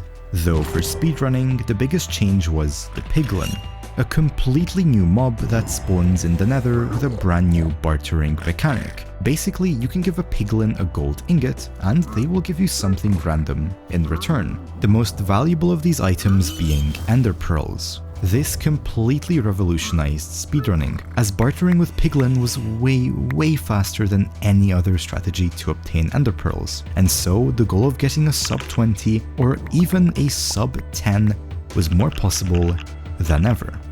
Now, while 1.16 made the process of obtaining ender pearls 100 times easier, the more crowded Nether made Nether fortresses a lot harder to find. So it was hypothetically possible to get a very good time if you got extremely lucky, but if you got unlucky with fortress spawns, or if your piglin just decides that it doesn't feel like giving you pearls that day, well, you can say goodbye to that otherwise perfect run. But still, practically everyone and their grandmothers were flocking to 1.16 runs as soon as the version released, running thousands of attempts. Though the first prominent record came from none other than RealBenex, who just 3 days after the version released, pulled off this run. As he spawns in, he spots a desert temple in the distance and rushes towards it. Inside he finds 9 iron, 7 gold, 3 diamonds and a golden apple. After making it out of the temple, he rushes over to a nearby acacia biome, where he chops down a tree, crafts some powerful tools, and begins searching for a lava pool to enter the brand new Nether. Unfortunately, even after a few minutes of searching, he does not find the pool. But he stumbles across something that is just as good. A desert village, where he grabs a bunch of beds and hay bales for food. With that out of the way, he continues his search for a lava pool, and after another 2 minutes of running around, he finally finds one. Benex builds his portal and enters the Nether at 6:10, where, to his astonishment, he spawns right next to a Nether fortress. Something that is already incredibly lucky for earlier versions of Minecraft, but out of this world for 1.16. He builds up and looks around the fortress, eventually spotting a blaze spawner. Benex makes quick work of the blaze and gets enough rods by around 8:20, meaning he was finally ready to begin bartering for some ender pearls. He had already gathered 7 gold ingots from the desert temple back in the overworld, but if he wanted to guarantee that he got all 12 pearls from piglin bartering, he would still need a lot more. Luckily, Nether fortresses can sometimes contain a series of maze-style corridors that have naturally generating chests inside of them. With some good luck, Benex can grab the few extra ingots he needs from these chests. Yeah, let's go for the chests first. But as he loots chest after chest, Give me gold. none of them have any gold. Unlucky. Though not all hope is lost, since he still has a strategy to get some more. You see, with the Nether update came a new block called Nether Gold Ore. These new blocks can drop anywhere from 2 all the way to 6 golden nuggets, and you can craft 1 golden ingot with 9 golden nuggets. This way of obtaining ingots was slightly slower than getting it from a chest, but definitely more reliable, so Benex heads out in search of this brand new ore. And it doesn't take long for him to find some, then a little more, and then even more. In just a few minutes, he gathers a bunch of nuggets, and when he eventually finds a piglin roaming in the wild, he has a total of 15 ingots to barter with. So while scrimmaging with a distant ghast who was trying to shoot fireballs at him, Benex begins bartering with piglin, and fortunately he gets pretty lucky. Hawk. Getting enough ender pearls in just over a minute, allowing him to make a swift dash back to the overworld. Benex leaves the Nether at 1450, casts his first eye, and starts traveling towards the stronghold. At this point, he still needed arrows so he could use his bow, meaning he took a little detour to stab some skeletons for their arrows and chickens for their feathers so he could manually craft a couple more. Still, he locates and arrives at the stronghold in around 6 minutes, entering the end at just under 2130. There he makes quick work of the end crystals despite not having many arrows, I have that many arrows. and starts damaging the dragon that had conveniently perched moments ago. Around a minute later, the dragon begins descending again, and this time Benex was ready to bed bomb, shredding the dragon's health. And with one last bed, he defeats the dragon and beats the game in 24 minutes and 32 seconds. Whew, what a nice run. Let's go. Oh my god. Now, for the past few runs of this video, I've been focusing almost exclusively on world record holders, like Benex, Dream, and Marrow. Though this is probably a good time to mention a pair of runners who had been working in the shadows for quite some time. The runners in question being Nice Twice and Minecravenger, who were actually twin brothers, both of whom being extremely good speedrunners. They were consistently getting top 10 times in 1.15 runs, and even getting world records in set seed runs, which is where the seed is predetermined so runners know which way to go. And although it's not as competitive as random seed runs, the category we are covering right now, it is still an incredibly impressive feat. Though when 1.16 released, naturally both Nice Twice and Minecravenger began running worlds like crazy. And just 8 days after Benex got his record, Nice Twice, while in call with Minecravenger, pulls off this run. He spawns right next to a savanna and desert biome, where he quickly chops down a tree and crafts himself some basic tools. He then grabs extra wood, shovels some gravel for flint, and spots a village across the river, so he rushes over. In a chest he finds 3 diamonds alongside some decent iron gear, and in a second chest he finds 4 apples and another diamond. Using his resources, he crafts flint and steel, a bucket, and some better tools that he uses to quickly harvest the nearby hay bales. To counter not having enough arrows for the dragon fight and being forced to detour like Benex was in the last run, Nice Twice actually spends a minute trading a few of his hay bales in exchange for emeralds, that he then trades for arrows at a Fletcher. So, with that sorted, he leaves the village, returning back to a lava lake he had spotted while traveling towards the village, entering the Nether at 4:58. Where he spawns right next to a spawner. Nice Twice begins stabbing the blaze while mining out the area around them. This is because spawners actually spawn blaze relative to how much space they have around them, so mining out the area equals more chance for blaze to spawn. Despite the trick, his luck isn't amazing, as he takes over 3 minutes to get enough blaze rods.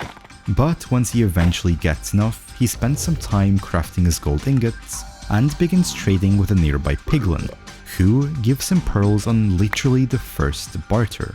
Just 2 trades later, he gets another batch of ender pearls. Oh my god, oh my god, oh my god, oh my god. Which meant he already had enough. And although his blaze luck wasn't that great, the crazy piglin drops allowed him to leave the Nether at just 10:21. Back in the overworld, he throws an eye and begins to travel towards the stronghold.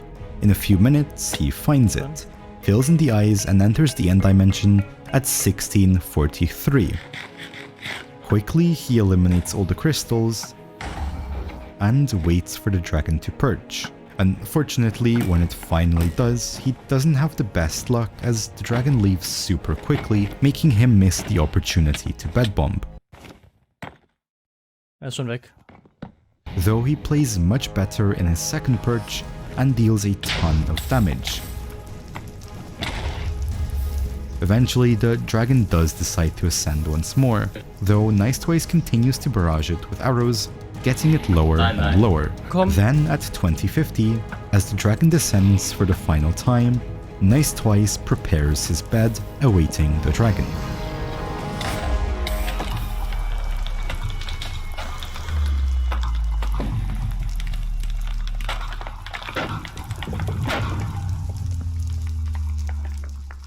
Oh, let's go, Junge. Oh mein Gott. 21:08, Alter. Wie im Leben. He had beaten Minecraft in 21 minutes and 10 seconds, the fastest run over any category. In just 2 weeks, 1.16 runs had beaten both the 1.14 and 1.7 world record. I mean, this was absolutely incredible, and it only made runners ponder at just how far they could take things. Though one thing the community certainly could not take was a break, as just a couple days after Nice Twice's record, a peculiar run gets submitted to the speedrunning leaderboards. This run was completed by a player named Dram. That's not a dream, that's Dram, without the A, although you could probably assume he took a little inspiration. Though, to understand why this run was so strange, let's take a look at what he does.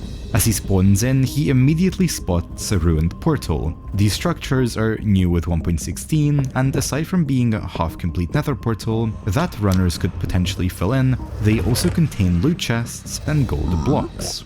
Dram rushes over and grabs a bunch of gold stuff, including 2 axes, that he uses to chop down a nearby tree. He then begins to make his way towards the savanna biome, but seemingly out of nowhere spots a shipwreck in the ocean, which is another rare structure that can sometimes spawn underwater.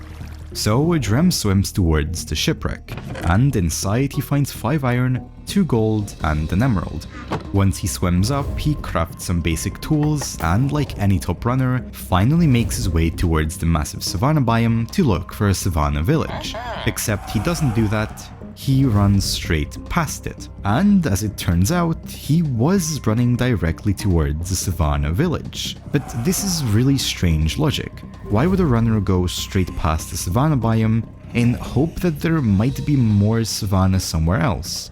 It doesn't make sense. Why would you take a chance over a definite biome? Anyway, he makes his way over to the village, where he grabs some bread and extra wood to trade for arrows and a bow.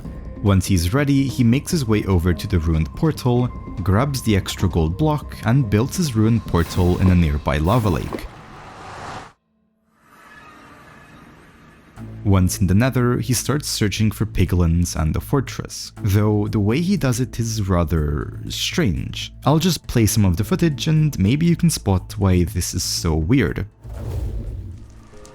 Where are the piglins at? Any piglin?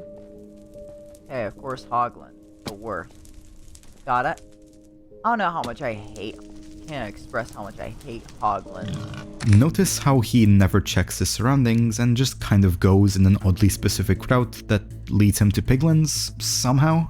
A professional speedrunner, especially someone good enough to break the world record, would check their surroundings and look around to see if they can spot a fortress or gold or, I don't know, something. Like here for example, why wouldn't you quickly look to your right or F3 just to check what's there? What if there's a massive fortress full of blazes and piglins? Movement like this seems illogical, but either way, he makes his way over to a group of piglin, and with some pretty decent luck gets nearly enough pearls in just a few trades. 11, I just gotta go. Maybe I can get lucky with one of these endermen.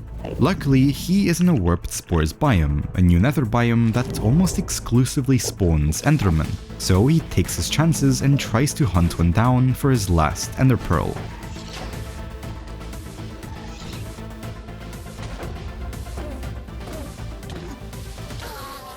Oh, okay. We got really lucky there. Although he gets a little low, the Enderman does drop a pearl. Now all he needs is a fortress. We now need just a fortress. Okay. Okay. That he somehow stumbles across without ever checking his surroundings. But okay, I digress. He spends about a minute hunting for Blaze. I have to look for some randoms. Any random spawns? Okay, there's another spawner. Conveniently finds a second spawner while, quote, looking for stray blazes, gets enough blaze rods, and leaves the Nether at just 9:29, a really strong pace. Back in the overworld, he begins traveling towards the stronghold, except, wait a second, I don't think he actually threw the eye. Hey, Dram, oh, okay, there we go, he remembered.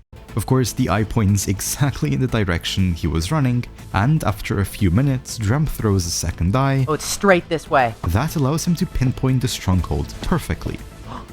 Did you hear that? He mines into the portal room and enters the end at 15:55. There, he makes quick work of the crystals, and within just a few perches, defeats the dragon.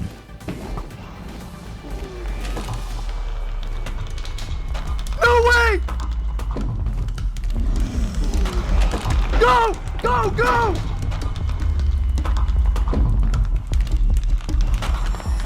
Go! No way! Beating the game in 19 minutes and 19 seconds. Now, if you couldn't tell already, this run was, suspicious to say the least, and a large part of the community immediately called Dram out for cheating, the most famous of which was Dream's, again that's with the A this time, bullet point list of suspicious things he found in the run. Yeah, it's pretty long, though no one could actually prove he was cheating. Until about a few hours later, when a revolutionary discovery was made. In Minecraft, every single world has a specific seed, which is a string of numbers. If I put in the seed 69420, I would get this spawn. And if I put it in again, I get the same exact spawn, basically same seed, same world. Though the way people cheat their speedruns is by using a set seed. When creating the world, they input their chosen seed into the seed generator, which comes with the advantage of knowing where everything is and allowing them to retry if they get poor piglin trades or whatever. But obviously, if you start a world record video by pasting in a seed to create the world, and then try to pretend the run is legit, yeah, that doesn't really work. So cheaters would splice clips together, which basically means they would take the faked world record, cut the start of the footage where they set their seed, and replace it with another loading screen of a completely different attempt. If I play this, you can see that my loading screen appears to be legit, but it is actually two separate runs spliced together to hide the fact that I used the set seed. However, what the Dram forgot about is the loading animation itself, this thing. In order to submit a speedrun to the speedrun leaderboards, you have to give the moderators the seed of the world, and it just so happens that each seed has a unique loading screen. If I load into a random Minecraft world, you'll notice that the animation starts here in the top right. If I then copy the seed of this world and create another one using the same seed, the animation will start in the top right again. And if I try a different seed, the animation could start in the middle, the bottom left, the top right, it doesn't matter. The point is that every seed's loading animation will always start in the same place. In Dram's run, the loading screen starts in the middle, but if we check the seed of his world, it should start in the bottom left. Doesn't really add up, and it's undeniable proof that he had indeed cheated. Thankfully, people noticed and pointed this out, and so just one day after his run was submitted, he was promptly banned. However, this entire situation serves as a stepping stone to the mistrust and future scandals that would occur later down the road.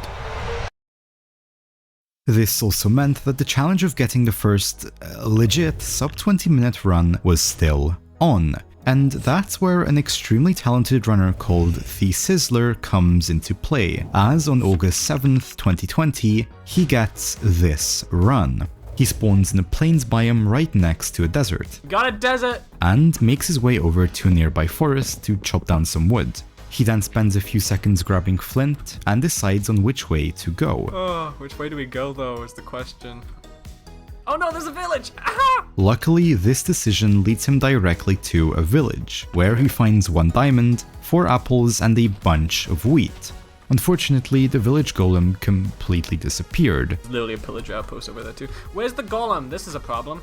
There's no way it's down here, right? Forcing him to mine iron and smelt it manually. Okay, I don't know where the golem is. We're just gonna do this. 1, 2, 3. Though this wasn't necessarily bad, as while the ores were cooking, he had time to try and uncover a lava lake he had located using subtitles while entering the village. Oh my god! Lava pool! Wait, oh, I'm taking photos. I meant to do F3, but whatever. Subtitles are this thing over here, and initially they were designed for players who couldn't hear the game's audio for whatever reason, allowing them to read the sounds instead. However, these subtitles display sounds that are so subtle they are usually inaudible, which is why speedrunners use them. If an enderman or a hidden lava pool makes a faint noise, they will be aware of it even if they don't actually hear the sound. And this is exactly the strategy Sizzler uses to uncover the lava pool. I don't want to mine. Oh, I'm gonna dive.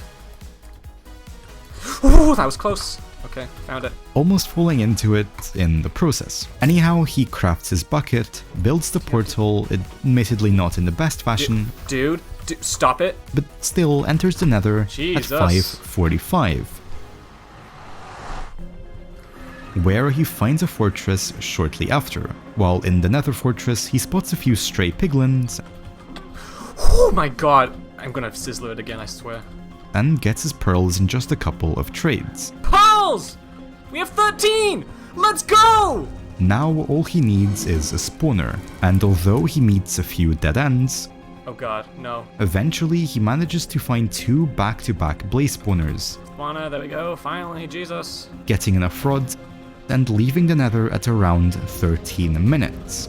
Only 4 minutes later, he finds the stronghold exposed in an ocean biome. That is the stronghold. That's the stronghold.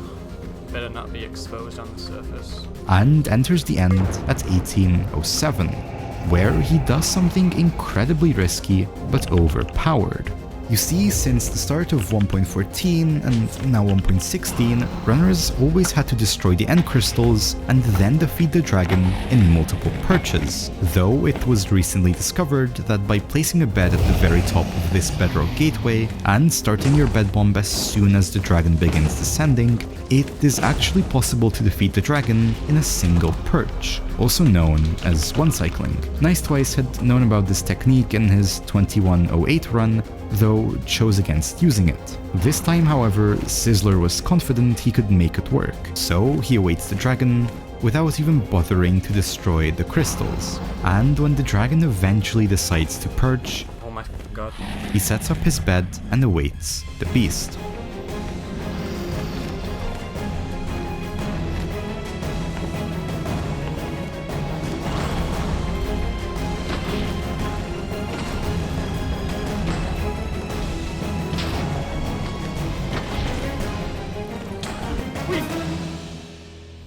We did it!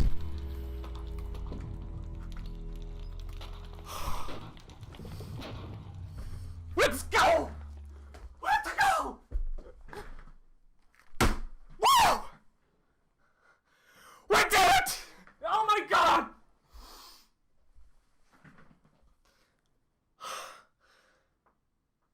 The Sizzler had successfully beaten the game in 1942, marking the first legit sub 20-minute run, though with the introduction of one-cycling and a variety of other strategies, talks of a potential sub 15 or even sub 10 was on, and so runners began pouring countless hours into the game. One of these runners was a Polish guy called ODs, who, like many others, had been resetting run after run, hoping to get a good time, and eventually on the 29th of August 2020, he would get just the world, though little did he know that this run would spark more controversy in the speedrunning niche than any other run in history.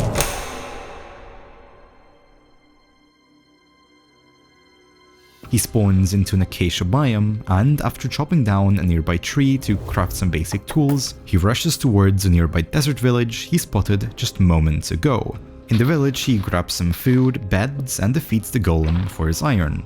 Odys then looks inside the blacksmith chest, where he gets some iron pants and a gold ingot. There he makes his shield and bucket, then scours his surroundings for a lava lake. He unfortunately does not find one, but instead he comes across a ruined portal, and since it was almost complete, Odys figures it's worth a shot to try and rebuild it. In the chest he uncovers flint and steel, a gold sword with looting, a golden apple and some obsidian, which is exactly what he needs to light the portal and head into the Nether. He makes a quick stop in a nearby cave to craft an iron pickaxe so he can mine the gold block atop the structure and finally builds the portal, entering the Nether at 5:12.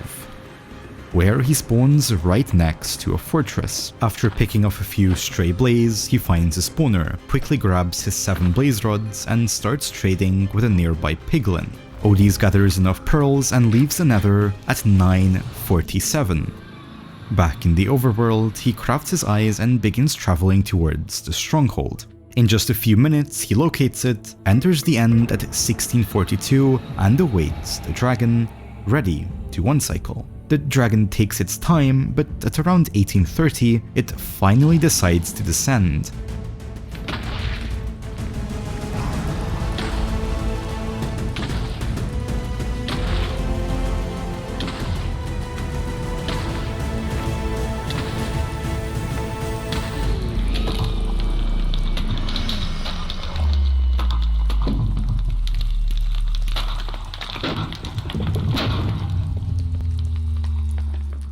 Allowing Odys to beat the game in 18 minutes and 59 seconds.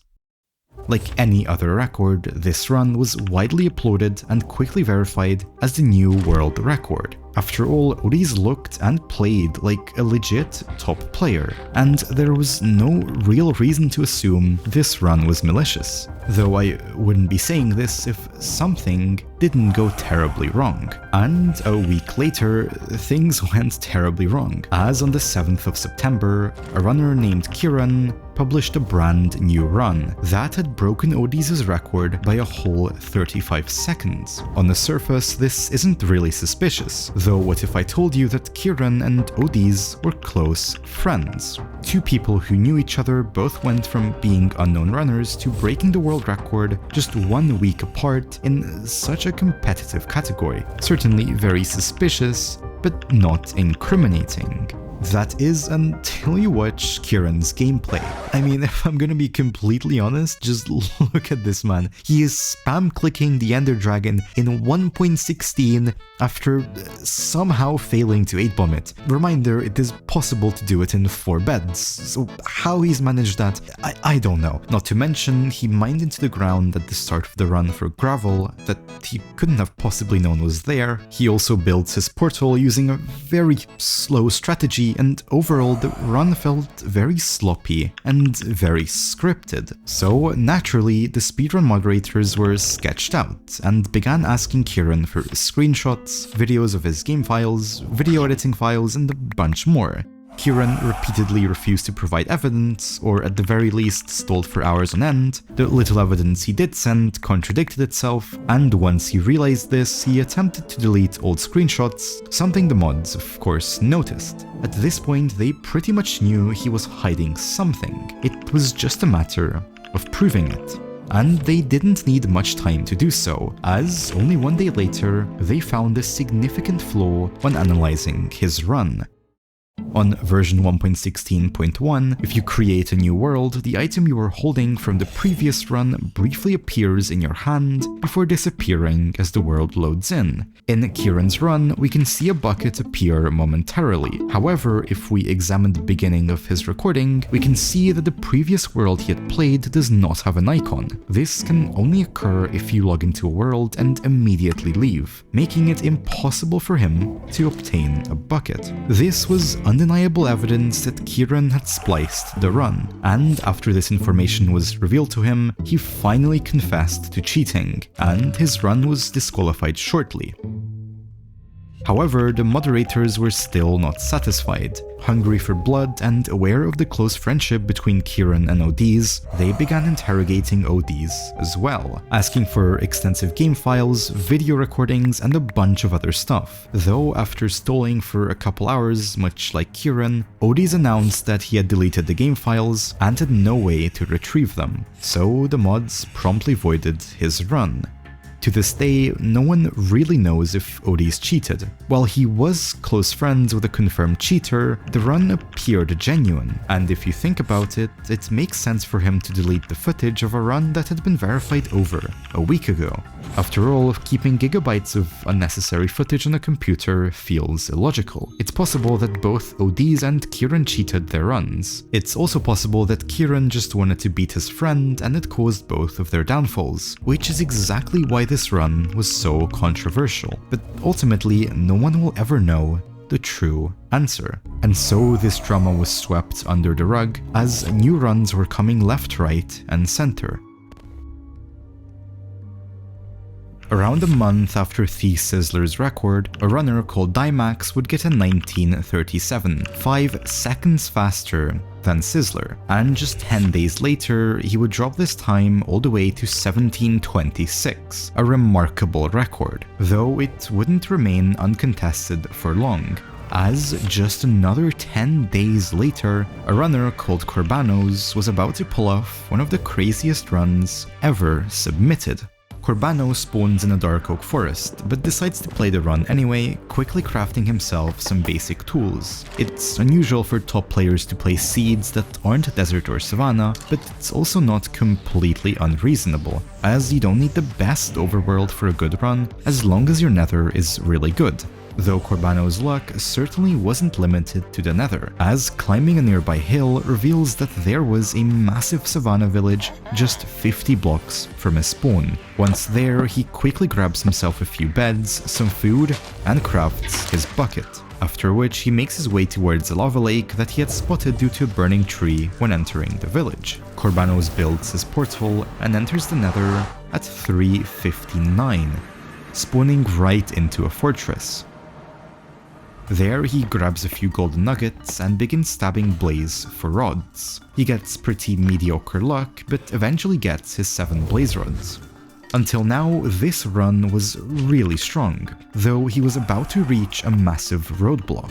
His chances with gathering gold wasn't the best, and Corbanos only had enough nuggets to craft 5 golden ingots. With seemingly no extra gold ore anywhere nearby, he would have to get multiple ender pearl barters with just 5 ingots, something that is extremely unlikely.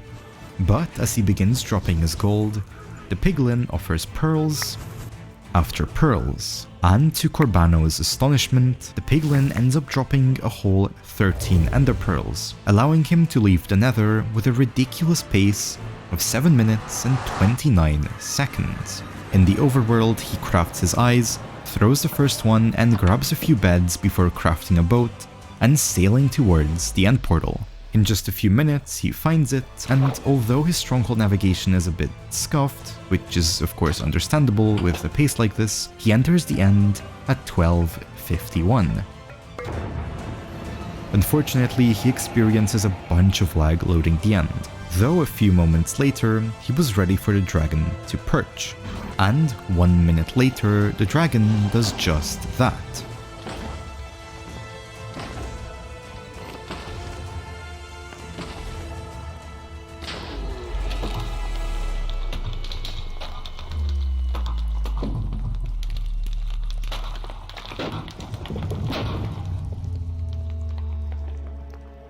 So, after 6 beds, Corbanos manages to defeat the dragon and finish Minecraft in 14 minutes and 56 seconds.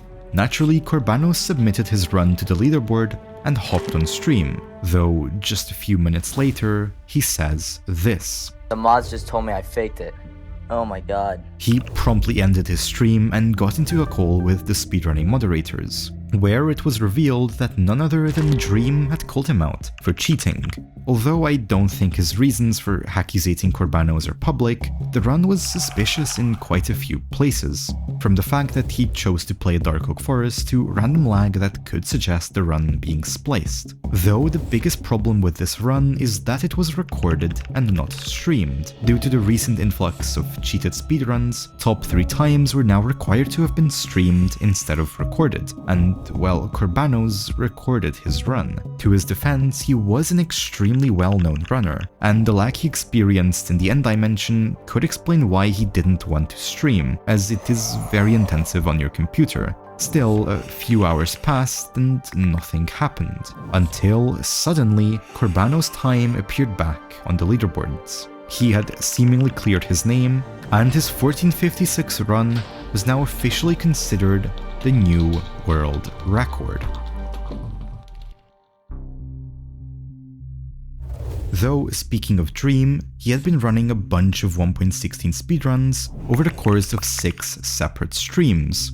Although he wasn't getting world records, as they were fairly luck-based, he was still getting consistent 20-minute runs. And all was well, until Mike Revenger, who is Nice Twice's twin, spotted something rather strange with these streams. Mike Revenger had noticed that Dream's Blaze and Piglin bartering luck was insanely high, and so he decided to count every single Piglin trade Dream did over these 6 streams, and concluded that Dream's rates were over 3 times the normal amount. This tweet sparked a bunch of chaos, and eventually, after publishing a 29-page mathematical paper, the Minecraft speedrunning moderators came to the conclusion that the chance of Dream's Blaze Rod and Piglin bartering luck was roughly 1 in 7.5 trillion. Yeah, I mean, it's pretty unlikely. Dream had most likely modified his game in order to achieve better RNG, and this theory was only solidified further when he later admitted to cheating.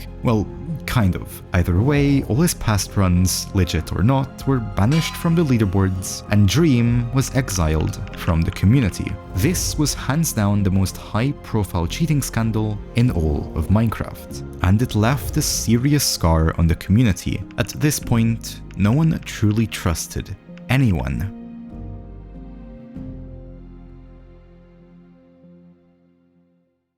Though despite that, developments in speedrunning didn't stop, as on the 3rd of November 2020, a runner called Curryway would get one of the most revolutionary runs in all of speedrunning.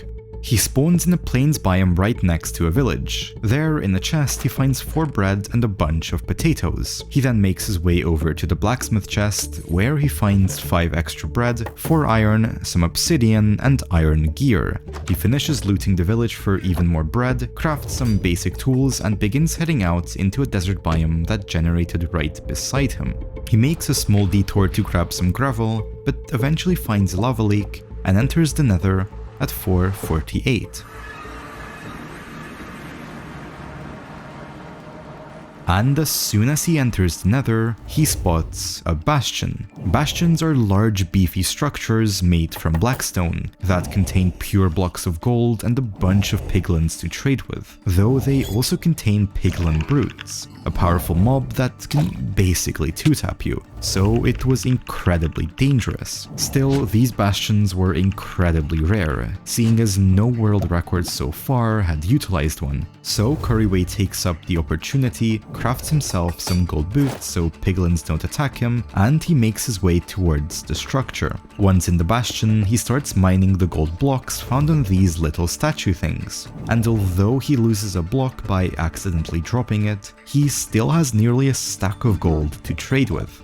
So he throws down the ingots and starts bartering with a bunch of piglins. Though as he is trading, a massive hoglin charges towards him, shredding his health. Thankfully, he runs through a gap where the hoglin couldn't fit, and so he survives. But it was a close call. Hoglins are basically pigs of the Nether. I mean, they quite literally drop pork chops, except they also like ramming into players. Anyway, Curryway quickly heals up and makes a little detour to get back to the piglins. He drops into the hole, where he gains a total of 19 ender pearls. With this newfound surplus, he throws a pearl to get away from the bastion and begins searching for a fortress. benex that he finds almost immediately. Koriway bridges out and pearls into the fortress. One of the big advantages of trading with Piglin is that they have a chance to drop fire resistance potions that give you, well, fire resistance for a few minutes if you drink it. This is obviously helpful as the entire Nether is filled to the brim with fire and lava, but it also makes you completely immune to the fireballs Blaze shoot at you. Koriway drinks a potion and makes his way over to a nearby blaze spawner, where with his fire immunity he makes quick work of the blazes.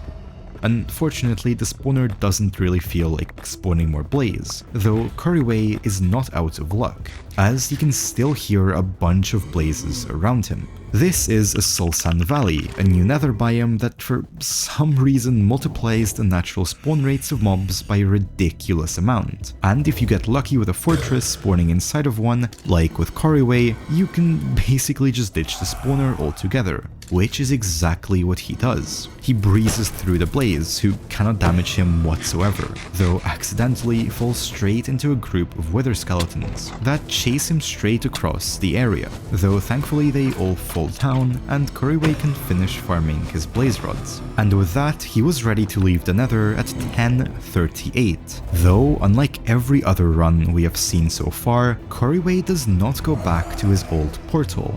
Instead, he builds a new one. You see, bartering with Piglin can give you a bunch of stuff, from string to pearls to fire resistance, but it can also give you a bunch of obsidian, allowing runners to do something which is now called blind travel, where they build a random portal and blindly enter the overworld.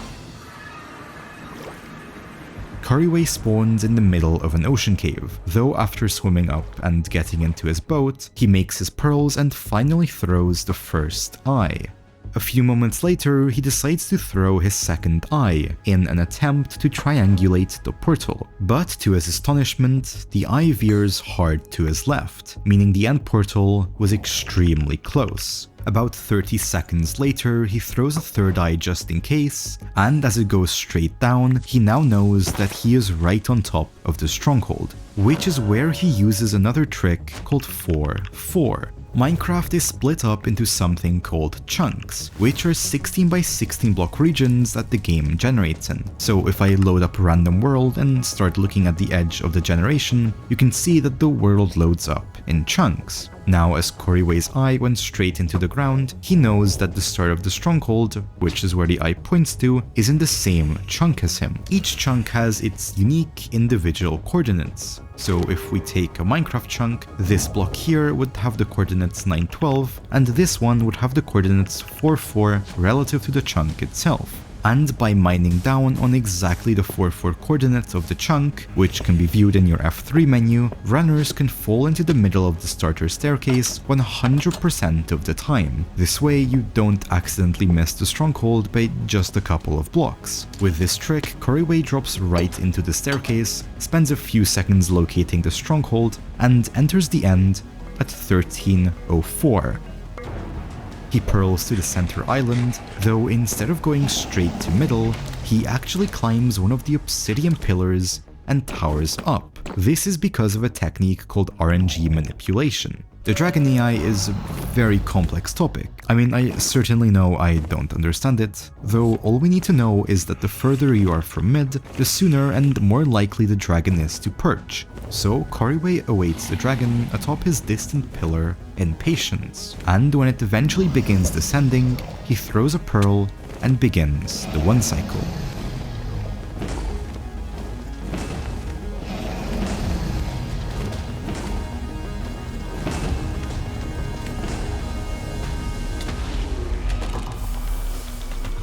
So Koriway defeats the dragon with 7 beds and gets a time of 14 minutes and 36 seconds.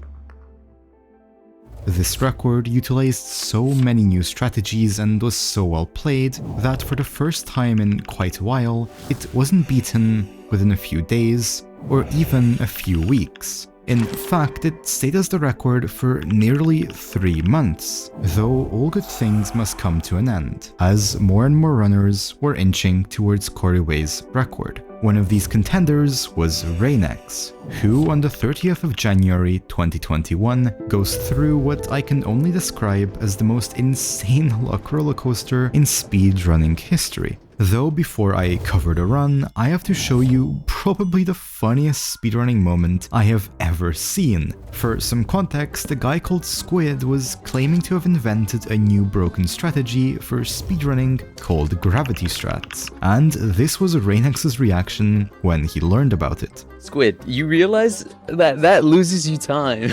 You save like a millisecond. Alright, this is gravity strats, guys.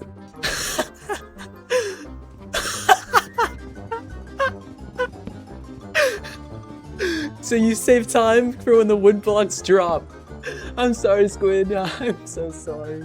That's like putting in milk first. Basically, for those who are confused, the strategy is breaking the tree top down so you don't wait for the wood blocks to fall. Anyway, after saving time using gravity strats, Reimagined makes his way over to a nearby desert village he had spotted. In a blacksmith chest, he finds half iron armor, 2 gold, 2 bread, and 5 iron ingots. He then breaks some hay bales, steals some beds, and runs to a nearby river to shovel some gravel. Once he had all the basic gear he needed, Reimagined begins his search of a lava pool, but he spots a ruined portal instead. In the chest he finds a golden apple, a golden chestplate, and a bunch of other stuff. With that, he quickly builds a nether portal using the lava hidden around the cracks of the structure and enters the nether at 4:47. Where he actually spawns right next to both a bastion and a nether fortress.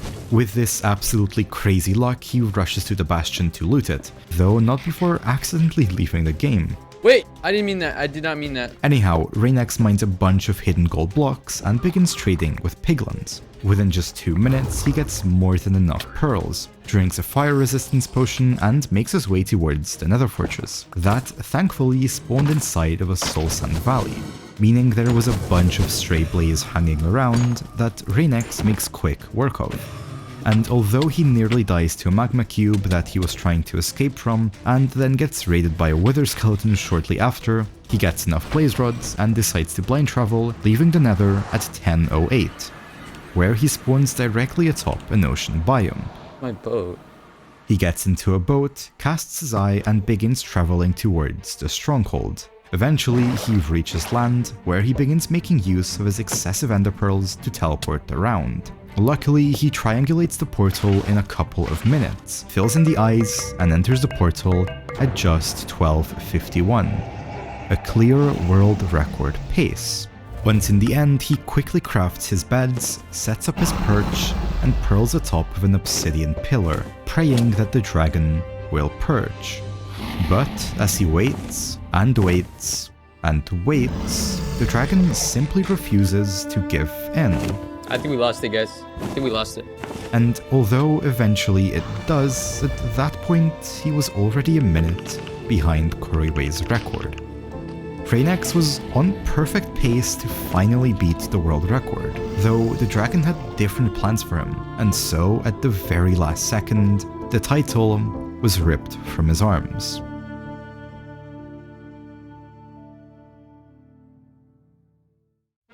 But unlike any normal, sane person, Reimagined does not give up, as he continued to grind world after world, seemingly unaffected. And only an hour following his failed run, he gets another crazy seed that might just give him the second chance he needs to beat the world record.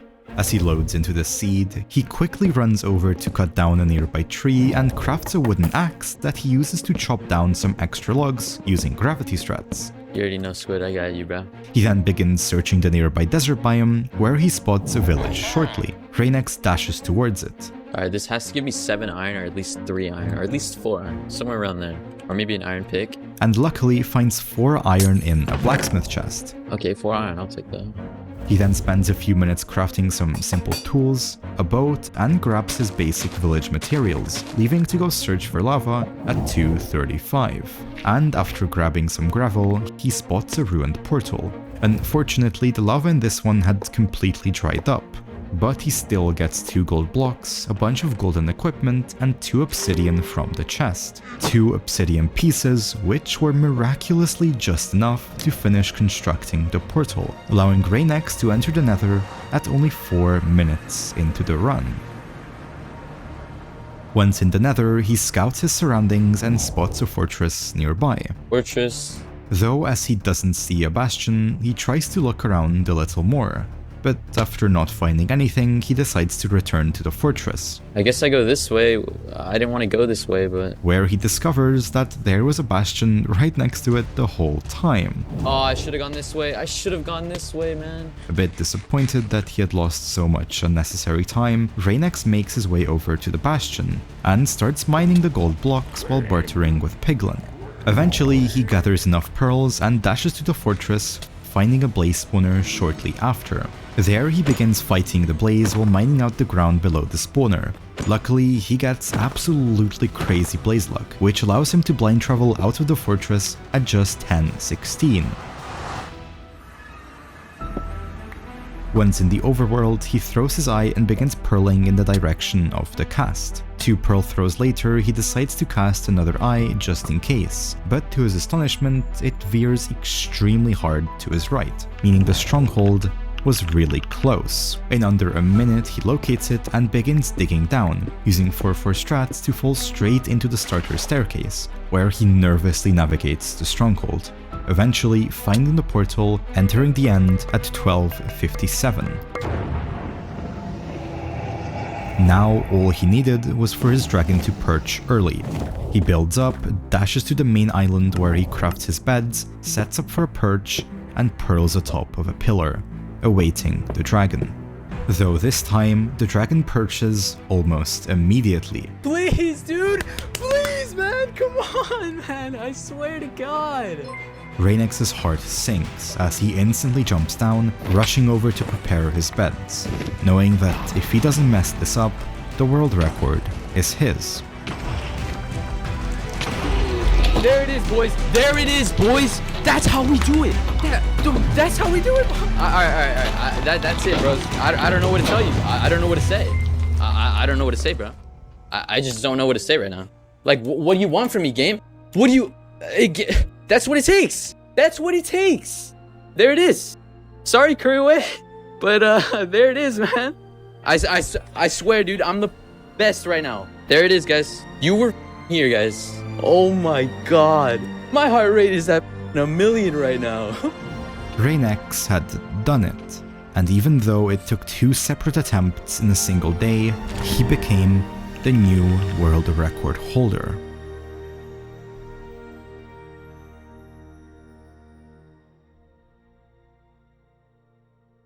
Though, like all good things, eventually his reign came to an end, as just 23 days later, Marrow gets a 1353.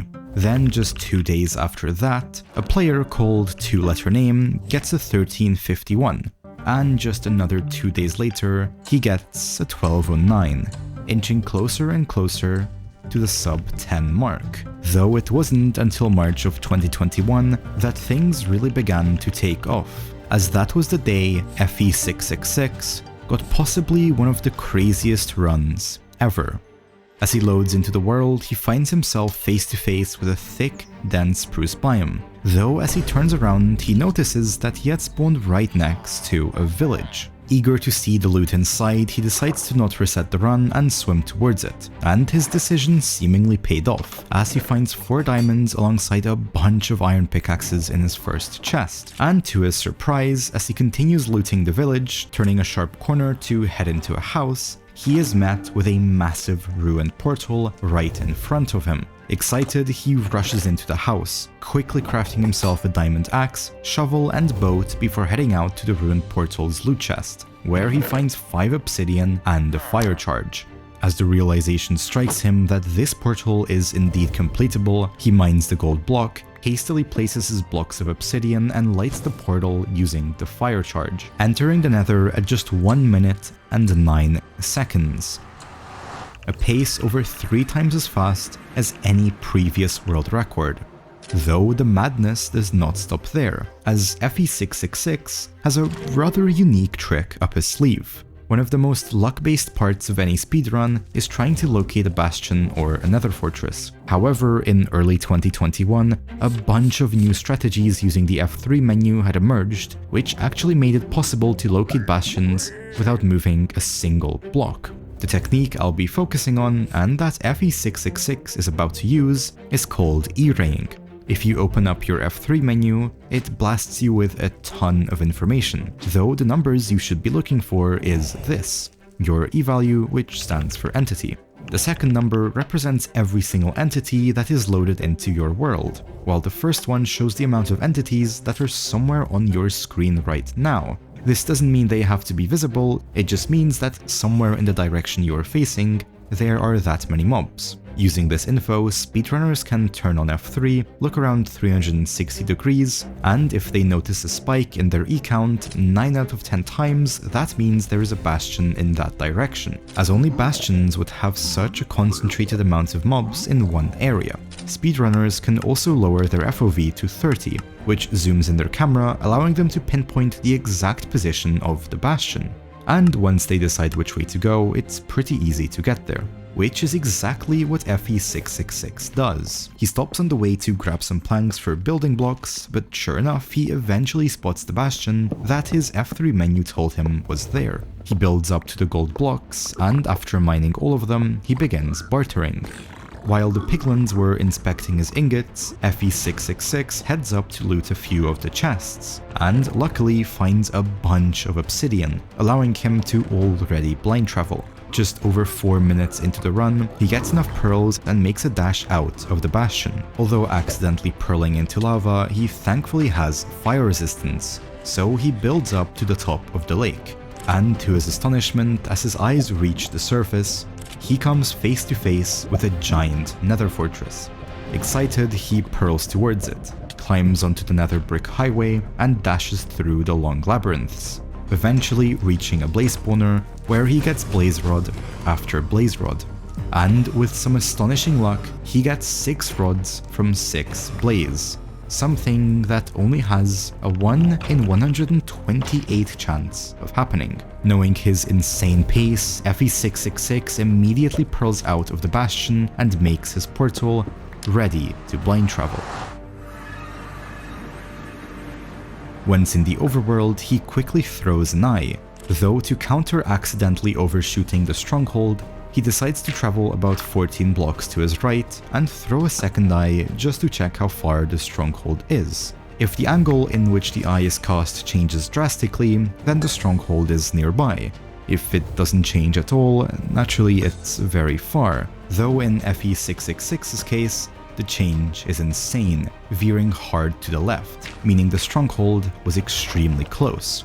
He travels towards it, stabbing a few sheep for food along the way, and eventually digs into the stronghold, where he finds the portal almost immediately, entering the end at 10:56. There he crafts his beds, sets up the center and pearls atop a pillar. In just a few seconds, his dragon decides to perch, and so FE666 pearls back down, ready to bed bomb.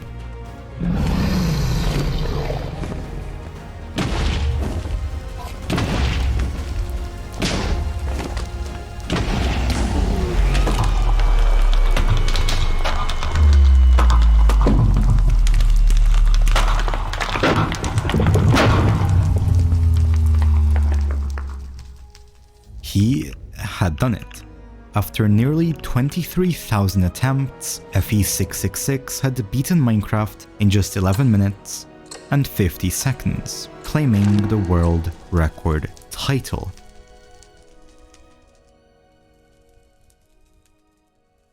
However, this record wouldn't last for very long either, as in just 4 days, none other than The Sizzler would get an 11:07. At this point, records were inching closer and closer to the 10-minute mark, Though if speedrunners wanted to finally beat the barrier, something crazy would have to happen, which is where a man called Matthew Bolan comes into the scene. Matthew had been in the speedrunning community for quite a while, being the one to originally discover the ability to one-cycle the dragon. Though on March 2nd, 2021, he uploaded a video with the title Divine Travel for Speedrunning, using animals and bones to predict the stronghold. Yep, that's right, Matthew had discovered a way to estimate the rough position of the stronghold purely by looking at how many rabbits or what bone structure spawns in the center of the world, a technique that is formally known as Divine Travel. To oversimplify an incredibly fascinating field, this is all possible as both the rough position of the stronghold and the positioning of these world features, such as fossils, use the same exact random number generator, allowing runners to make pretty strong guesses as to where the stronghold might be.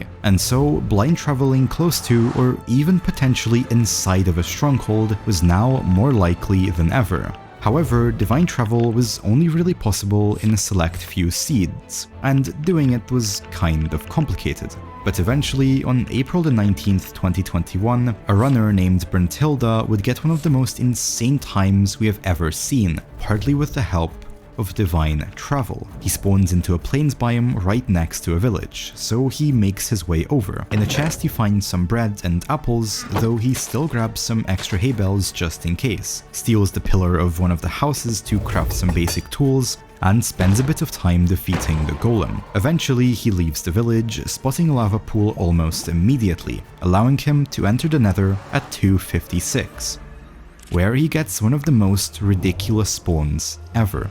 Brentilda didn't need E-raying, as right in front of him was a massive bastion, though it gets even better, as when he turns around he spots not only the corner of a nether fortress poking out from behind the nearby terrain, but also a fossil situated right in the center of the 0-0 chunk, meaning he was officially able to use divine travel. He makes his way towards the bastion, where he begins trading with piglins, getting enough pearls and making a dash to the fortress at just 5:37. Thankfully, the majority of this fortress was actually in a soul sand valley, which means he got insanely high spawn rates with a bunch of blaze. And although things began to quickly get out of hand, he gets his 6 blaze rods just in time and pearls out of the mess. After reconfirming that he can indeed use divine travel, Dude, I have divine travel. Where was it? It was at 8. It was at 8, right? Should I go check the VOD? Brentilda looks up his own stream to double check the coordinates of the fossil. It was at 8. And calculates the position he needs to build his portal in order to divine travel. I need to go southwest. If I go in lava, then it's not that bad. He pearls a few times, and once he was at the coordinates, he builds his portal, hoping to get close to the stronghold. He lights the portal and waits. Though, as he appears back in the overworld, it turns out that he had spawned right in the middle of the stronghold, and this was his live reaction. Dude. But it somehow gets better, because as he turns around, I can't pause. He comes face to face with an end portal that spawned quite literally 10 blocks from his nether portal, giving him an absolutely ridiculous pace to work with. He rushes to the portal, fills in the eyes, and enters the end.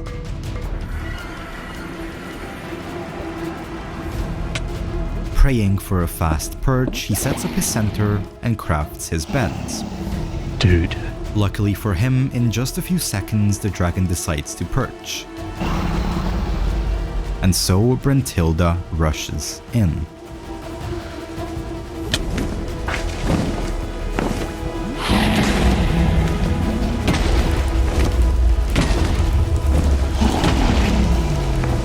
Dude. What? Dude. Oh my god. Dude. What?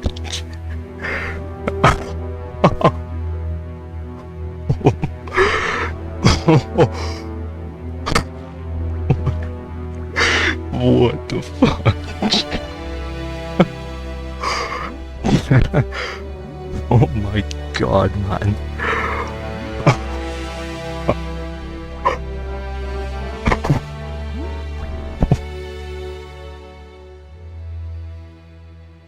Bruntilda's final time was 9 minutes and 36 seconds, the first sub 10-minute run in history.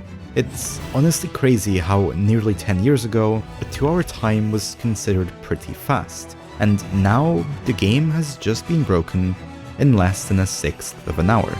Bruntilda's achievement was widely celebrated, and it only proved how overpowered divine travel could truly be, though it also came with a bunch of controversy. You see, while Bruntilda's in-game time was 9 minutes and 36 seconds, he had paused his game to think or to calculate his blind travel for over 90 seconds, meaning the real time of his run was actually 11 minutes 09. Now, although this technically wasn't cheating, and his 9-minute time was recognized as the new world record, using in-game time which excludes all pausing Bruntilda did was only really used as the measuring method to discredit loading times between dimensions. And so the moderators decided that future pause abuse was not acceptable, meaning pausing the game now counted as a part of the run, forcing speedrunners to think on the spot.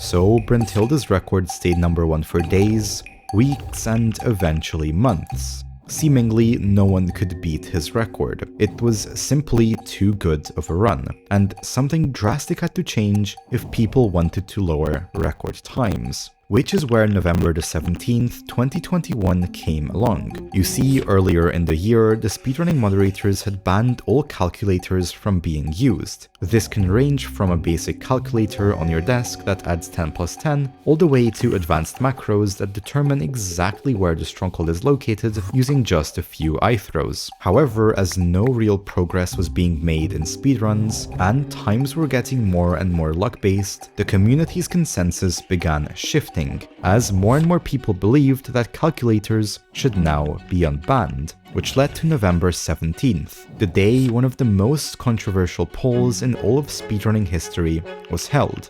Both sides, both pro and anti-calculator, made their arguments loud and clear, but eventually, as the polls slowly closed, only one side could win. And on the 9th of December 2021, the answer was revealed, with a 58.65% majority. Calculators were now officially unbanned. This allowed a bunch of new tools to emerge, though the most prominent one was a stronghold calculator. The idea is you line yourself up to the corner of a block, throw an Eye of Ender, and copy your location data by pressing F3 plus C. That a calculator will automatically compute to show you all the possible places where a stronghold could be. You can then throw an additional eye to practically guarantee the location given by the calculator is accurate. After which you can hop back into the Nether, as every block traveled in the Nether equals 8 blocks in the overworld, which meant traveling through the Nether was 8 times as fast. And once you reach the coordinates given to you by the calculator, you can quickly build a second Nether portal and spawn straight in the middle of the stronghold almost all of the time. These calculators were revolutionary, though still for quite some time, Bruntilda's record was not beaten, until eventually, on the 23rd of January 2022, a player named Cube1137X would get this run. He spawns on the edge of a beach biome, which for reasons that will make sense shortly, is actually the new best place to spawn in a run. Cube looks around his surroundings and quickly finds a sunken shipwreck. This is one of the many reasons why beaches are overpowered, as they can often spawn right beside shipwrecks. Cube swims towards it and finds a chest containing 17 iron and 23 iron ingots. He then breaks some logs inside the ship for wood and crafts himself some basic tools, a bucket, and 3 doors. After getting all the necessary resources, he gets into a boat and looks around the nearby ocean biome, eventually finding an underwater ravine, which is exactly what he was looking looking for. He swims down, places a door which generates an air pocket that he can breathe in, and begins breaking the surrounding gravel for flint. Once he gets his piece, he finally swims down to the ravine. The bottom of underwater ravines are filled with obsidian and magma blocks, though what truly makes them special is that below this layer of rock, these ravines are actually filled with lava. And with this hidden lake at the bottom of the ocean, Cube can skillfully construct a portal, entering the Nether at just 140. Once in the Nether, he quickly erases a nearby bastion and begins traveling towards it, grabbing some wood for building blocks in the process, though he eventually makes his way into the bastion, where he mines a bunch of gold blocks and trades with his piglin. Just like FE666, Cube quickly looks around the bastion for loot chests while the piglins were admiring his gold ingots, and luckily he gets a chest with a bunch of obsidian.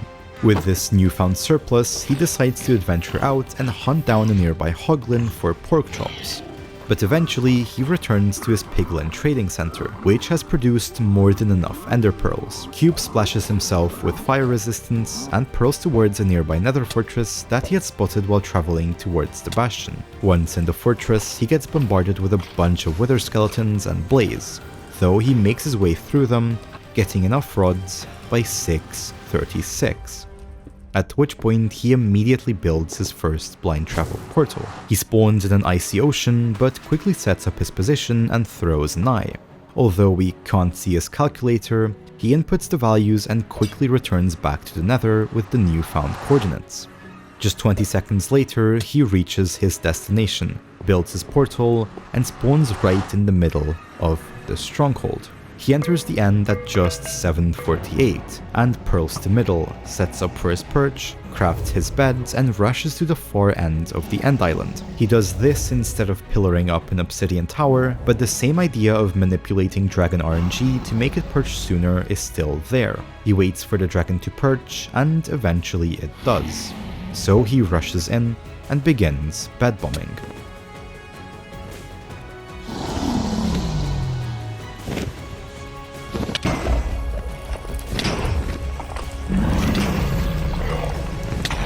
Oh my god, dude. Oh my god, dude. Holy dude. Oh my god. Holy dude. Oh my god. Holy dude. Oh my god. Oh my god, dude. Holy. Finally. Oh my god. Oh my god, dude. Cube had finally, after 9 months of progression and so many advancements in speedrunning, beaten Bryntilda's record and got a time of 9 minutes and 6 seconds. A miraculous achievement which would stand as the world record for another 3 months. Though all good things must come to an end, as on the 30th of July 2022, a player named Saji Enderman would drop this time all the way to 8:36, using almost the same strategy but better RNG and execution. And after 3 more months, another player named Dugile would drop it further to an 8:15. But as new speedruns were being broken, some old ones were beginning to be questioned. Now, if I take you back a couple of years, you might remember the iconic speedrunning twins, Microvenger and NiceTwice. Alongside being a set seed world record holder, Microvenger was the first person to publicly expose Dream for cheating, though what if I told you that he might just be cheating as well? You see, in early September of 2022, he was streaming set seed world record attempts. Although this video mostly covers just random seed runs, set seed basically means the seed is not random, and runners have as many attempts as they want to try and get the record on the same world. And after a bunch of attempts, on the 5th of September, Microvenger successfully beats the record and becomes the new 1.15 SSG world record holder. However, this run was extremely suspicious for one massive reason. The way this world worked is when you spawn in, you must get a total of 20 obsidian from blacksmith chests before proceeding with the run. If you don't get lucky enough and you can't do this, you wouldn't have enough obsidian to build 2 nether portals, making the run useless. Though during Microvenger's stream, viewers noticed that he was getting far more obsidian than what's normal. And funnily enough, even Nice Twice was shocked about his brother's crazy luck. You have another entry? Yeah. Due to the commotion around Microvenger's obsidian chests, a fellow speedrunner called XResolver took on the task of manually counting every single piece of obsidian Microvenger got during the stream, and it turns out that he averaged around 2.65 obsidian per chest, which is almost double the usual 1.46. This means Microvenger's luck has a 1 in 28 billion chance of occurring, which is beginning to sound an awful lot like Dream's speedrun that Microvenger himself exposed so many years ago. Though this proof wasn't definitive. Sure, it was very suspicious, but what if there was a way to indefinitely prove that these chests were altered with? You see, in 1.15, every single chest has something called a loot seed, and there are 281 trillion possible loot seeds in existence, which means any blacksmith chest can have a total of 281 trillion possible arrangements inside. But no one would actually be crazy enough to check every single one of these arrangements and compare them to Microvenger's chests to see if any of them are impossible, right?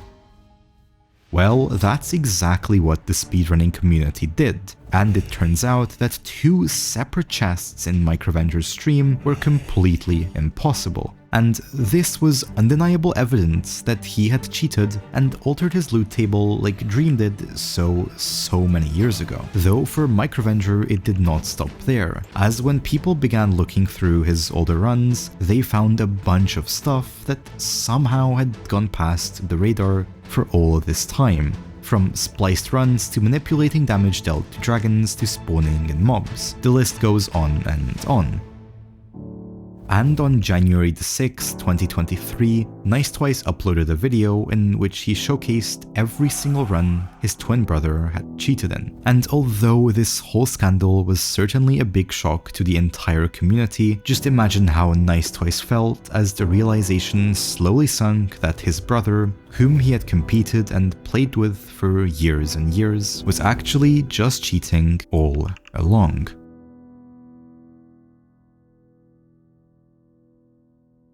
Though despite this major cheating scandal, world records were still being attempted, and millions of runs were being reset, until eventually, on the 8th of February 2023, a player named Xylonox would get this run. As he loads in, he finds himself in the middle of a beach biome, where he utilizes an insane new trick called pidoring. In Minecraft, certain beaches contain buried treasure, which are chests hidden under layers of sand or gravel. Normally, players must find buried treasure maps and use them to navigate the loot. However, speedrunners had discovered a brand new way to detect these chests. By pressing F3 and Shift, this little pie chart will appear, and by altering it a little bit, you can come to this menu.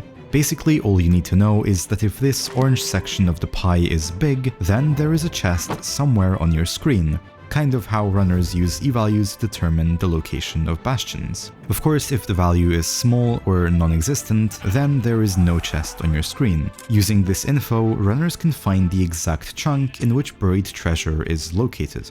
And from there, they can dig down on the 99 chunk coordinates, as buried treasure always spawns on those exact chords to get access to a bunch of amazing loot.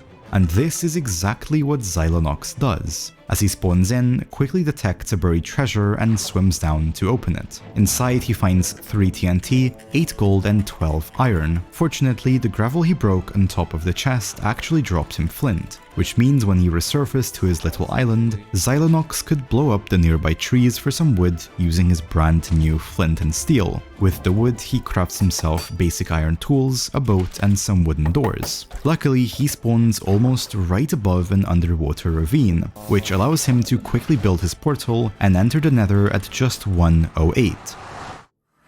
Where he finds himself right next to 2 separate bastions and a nether fortress. He finishes gathering his pearls at around 3 minutes, and pearls towards the fortress, where, using the TNT he had found in the buried treasure, he actually blows up the space around the spawner in order to increase spawn rates as fast as possible.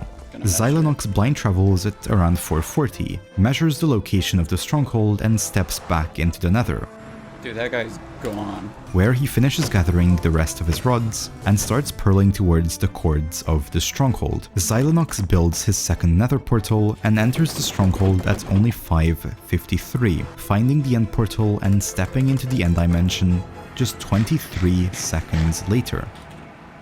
He pearls to middle as his chat was going absolutely insane, and when the dragon eventually perches, he rushes in, ready to take the next world record.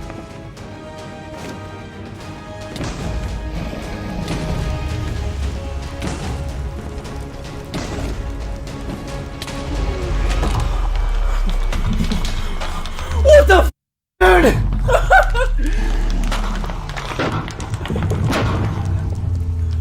Holy shit. My hands are tingling.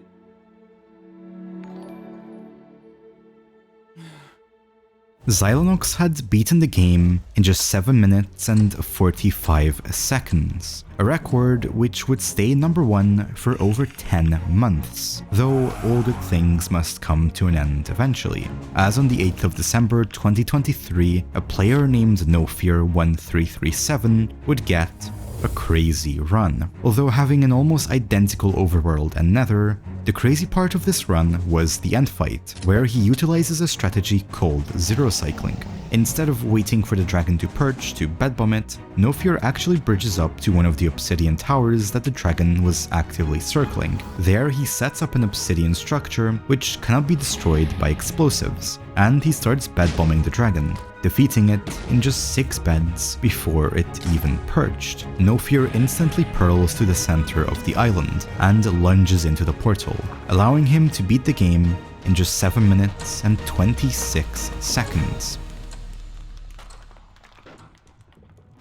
Which brings us to January the 3rd, 2024, the day a runner called Drip120 gets what I can confidently call the fastest Minecraft speedrun to have ever existed, as it is the record which stands at number 1 even today. So, as a tribute to every 4000 IQ strategy, every cheating scandal that collectively broke the trust of this community, and all of the world record holders, from the OGs to the pioneers who helped push the game to its absolute limits, for the last time ever, let's go over Drip120's run.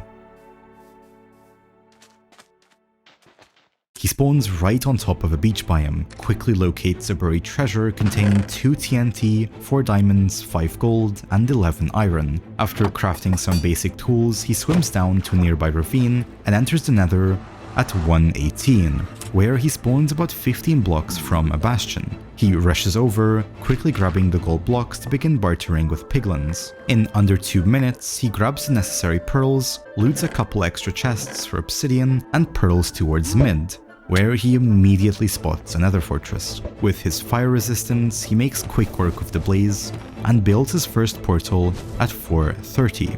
After calculating the location of his stronghold, Drip heads back to the Nether, gets his last blaze rod, and begins heading towards the stronghold, building his portal and landing straight into the stronghold at 5:23. At this point, his chat was already going insane, as Drip fills in the eyes and enters the end at 5:43. Drip opts to not use a zero cycle, instead setting up his center and crafting his beds, though within just 30 seconds, the dragon begins to perch and Drip pearls in, ready to beat the world record.